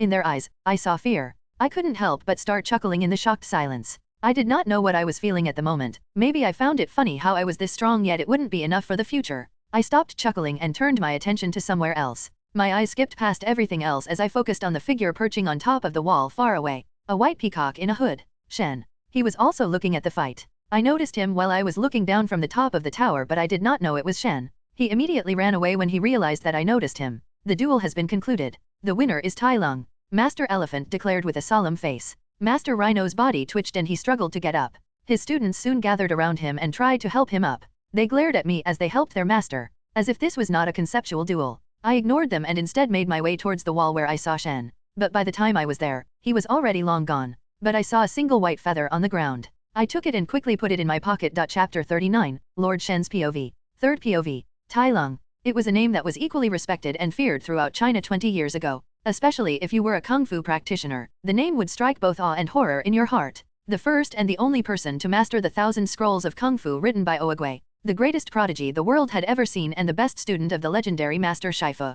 Kung fu masters used to call him the arbiter of humility because he would come to put you in your place if you became too loudmouthed about your achievements. In front of him, your achievements, your ego, and your talents were nothing. It was said that his strength could match that of 100 master. His mere presence alone could force hostile kingdoms to make peace between themselves, and criminals would hope to never be big enough to catch his attention. For a moment everyone believed that he was the warrior of prophecy, the legendary dragon warrior. But that all changed when Tai Lung got into a dispute with Master Oogway. He was denied the title of the dragon warrior and Tai Lung did not take it well. In the end, he was declared to have darkness in his heart and branded as a criminal by Oogway. An unexpected end to the greatest warrior of the generation. One that was said to only be second to Oogway himself. 20 years passed and Tai Lung and his fame slowly died down. His legend and stories became mere nostalgia at the back of all the masters he had defeated. He was remembered for all the wrong reasons. No one remembered his great achievements of bringing peace to the land, protecting China against invaders, subduing infamous criminals who cultivated chaos or making huge innovations in the art of Kung Fu. Maybe people did not remember him for all of these achievements because he had never done them in his own name but in the name of the Dragon Warrior, the Jade Palace or Master Oogway. In the end, Tai Lung was only remembered for his evil, his crime, and his audacity to go against the creator of Kung Fu. Everyone thought that was the end of Tai Lung, the epilogue of a tragic story. Imprisoned for 20 years, history had nearly forgotten about its greatest genius. But after 2 decades of silence, he had returned. And just as you would expect from the warrior who was famous a long time ago, he brought a storm along with him. The complete destruction of Chroch Gom Prison, which was the work of different kingdoms combined to hold Tai Lung forever. The destruction of Milan City and the murder of Wu Bao the Mighty Bear. This caused a chaotic shift in the trade of China. Finally, Tai Lung fought with the real dragon warrior, and even the warrior of prophecy was only strong enough for Tai Lung to respect him and show him mercy. After that, nothing else was heard from him for 10 months. Some rumors suspect that Master Shifu and the dragon warrior worked together to keep Tai Lung at bay and forbade him from leaving the Jade Palace to protect the world. So when Tai Lung was suddenly seen in Gongmen City and when he boldly challenged Master Rhino, Lord Shen had to come and see for himself. It was not hard for him to get the news as there were plenty of people who thought he should be the rightful ruler amongst the guards, so he got the news the moment it happened.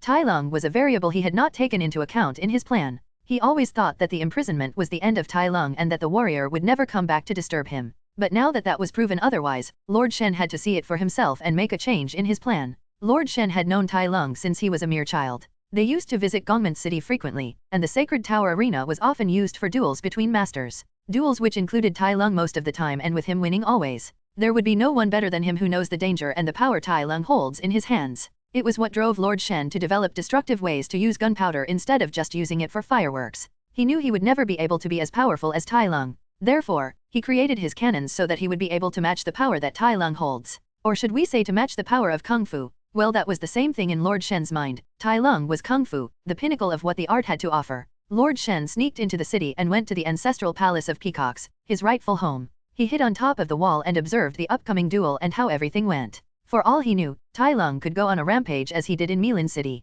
Lord Shen would never allow such disasters to fall on his city. After a little bit of waiting, the match between Tai Lung and Master Rhino started. Lord Shen must have expected Tai Lung to get weaker or remain the same strength since he was imprisoned for a long time because he was absolutely shocked by what Tai Lung displayed during the fight. Not only had Tai Lung become more powerful as if he had not been imprisoned for 2 decades, but he had also achieved inner peace. And now, Lord Shen had to assign a whole new threat level to the snow leopard. The strength he displayed in the duel was enough to realize he could ruin everything for Lord Shen. After the end of the match, Shen had to run away from the place because Tai Lung had noticed him. He cursed under his breath and made his way out of the city as soon as possible. After that, he went to their camp near the city where his follower wolves were camping and around a couple dozen of his cannons were stationed. The Kung Fu Council had not found their camp because the place they were in was the farmland and house owned by a respected noble of Gongmen City who believed that as the rightful heir, Lord Shen was supposed to be the ruler. Most of the nobles in Gongmen City and at least a quarter of citizens still believed that Lord Shen should be the ruler of the city and not the outsiders from the Kung Fu Council. His greatest crime, the massacre of the Panda village, was a huge stain on his reputation, but in the end, the Pandas were just a random village and not even part of Gongmen City.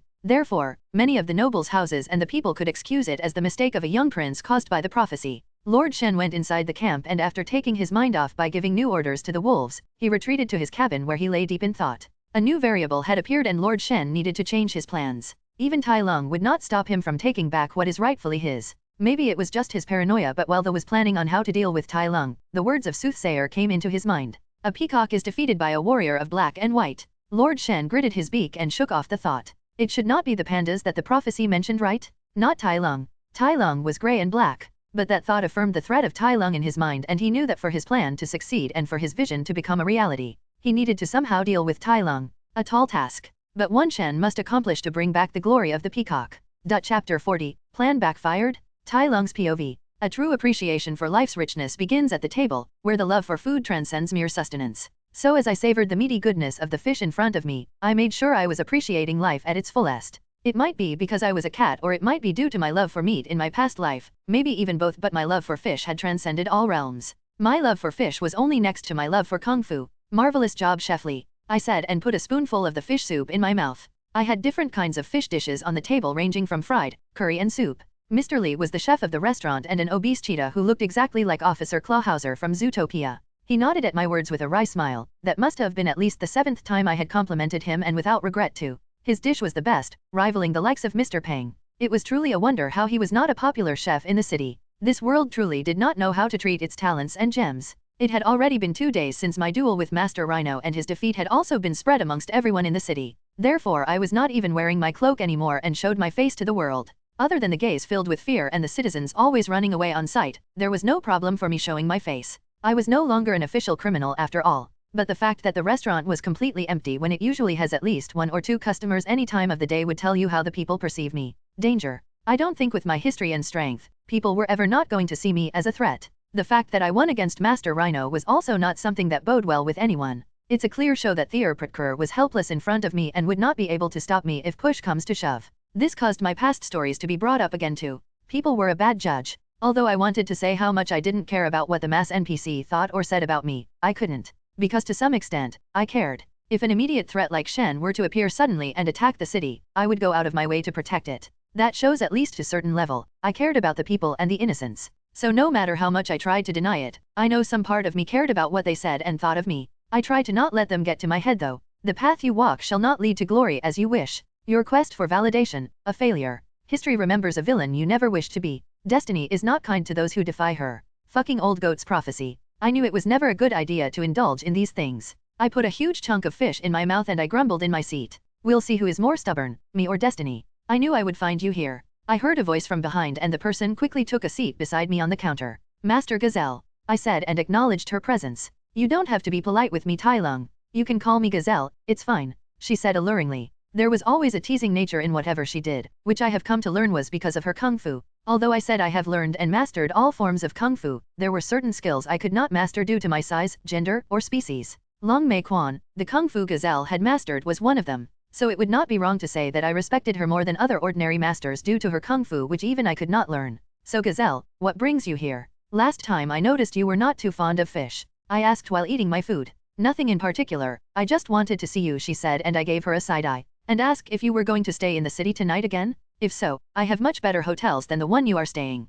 she said, and before I could speak, she continued. I know you have no interest in those things, but it's really just a luxurious hotel. And maybe a massage if you desire. How about it? I will even let you stay for free, as long as you give me permission to advertise my hotel by saying Tai Lung once stayed here, she said and let out pleasant giggles. I did not answer her immediately and instead took the time to slowly eat my food, which was nearly finished. I let the silence stretch between us as I analyzed the different layers behind her words. They want me gone soon, huh? I said and looked her in the eye. I saw her freeze up briefly before she relaxed with a sigh. Although it might seem like she just wanted to form connection with me and truly wants me to stay in her hotel, I knew otherwise. She was a member of the Kung Fu Council. It was just a way of trying to monitor me, and her question was also just a way to ask when I was going to leave without making it obvious. Yes, she admitted that people indeed wanted me to leave. The nobles are on edge and the Kung Fu Council is considering if they should send more members to Gongmen City or if they should remain as they are to not provoke you. They think they can force me to leave. It's for safety. She corrected. The people are afraid, Tai Lung, and they need assurance. I admit I did not have the best history with my alleged rampage in the Valley of Peace and Milan City, but this kind of fear was not warranted. And the nobles. You are scaring off business with your presence, Tai Lung. If you don't leave soon, I am afraid they would be forced to take action to protect their source of wealth, she said, and I couldn't help but growl. She flinched back and reached for the dagger on her back. Her muscles tensed as she prepared to at least fight back if I were to kill her in anger. After a few seconds, I stopped and got up from my seat. You don't have to worry about me. I was planning on leaving today, I said. If they did not welcome me even after I was stripped of my criminal identity, there was nothing I could do about it. It was their city. And I knew better than anyone how my presence had affected the city. Everything changed after my identity was revealed. Even Mr. Lee had lost all his other customer ever since I ate at his restaurant. Here you go, Mr. Lee, thank you for the meal as always, I said and tossed a huge string of coins to make up for all the customers I scared away. Then without any more words, I put on my cloak and left the restaurant. I did not stop there as I immediately made my way to the gate of the city. I also noticed how much fewer people were in the first district of Gongmen City. Traders and travelers had avoided the city due to my presence. It made me feel frustrated that they had such irrational and illogical fear of me. There was a lump on my throat when I saw people quickly making way for me. Was it sadness? I quickly went out of the city and I did not stop until I was decently far away. After that, I stopped walking and stood still on the road leading to the city. I went into thought as I contemplated my situation. It was not fair, I will admit that, but life was not fair. Destiny is not kind to those who defy her. History remembers a villain. The voice of soothsayer echoed in my mind. It was Oogway, and the universe will bullshit that the world still perceived me like this. It would take quite a lot of time until the public changed their opinion of me, but I had the Dragon Warrior and the Jade Palace by my side, so that would help in changing their opinion of me, right? I stood there for some time and watched the city and the beautiful Pearl Lake from afar. I could see how the lake got its name, as under the morning sun, the water seemed to glitter like precious pearls. Finally, an idea came to mind as I took out the white peacock feather from my pocket. I took a sniff and remembered its scent before putting it away again. Then I held my nose high and searched for the scent in the air. Snow leopards had a great sense of smell and could smell their prey from miles away, but even with my nose, it was hard to pinpoint the smell. The city was close, so there were many scents mixed in the air, and the thick smell of gunpowder did not help.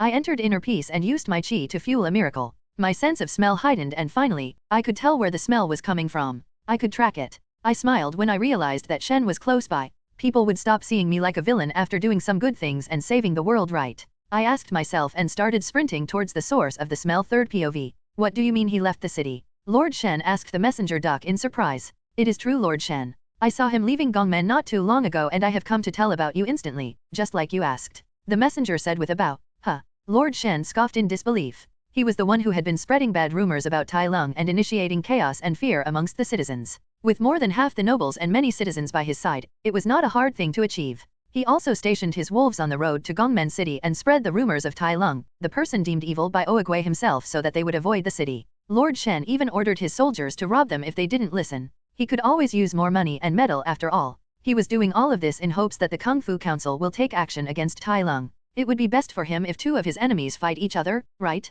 And even if the Kung Fu Council failed, Lord Shen could act as the city's savior and help in bringing down Tai Lung with his cannons. That would surely make more people want him back on the throne. But who would have guessed that Tai Lung would leave the city so soon? Lord Shen reckoned Tai Lung would at least stay in the city, even if it was just for his pride alone. Yet it was not bad news for Shen. If Tai Lung left the city, that means he would be able to carry out his plans like normal. There will no longer be a variable in his plan. You can leave. Lord Shen ordered the messenger and reclined back on his chair. He rested in his chair calmly and went over his plan in his mind again. But his moment of peace was disturbed when a wolf soldier barged into his room with wide eyes full of fear and a ragged breath. Lord Shen, we are being attacked. His plan might just have fired back at him.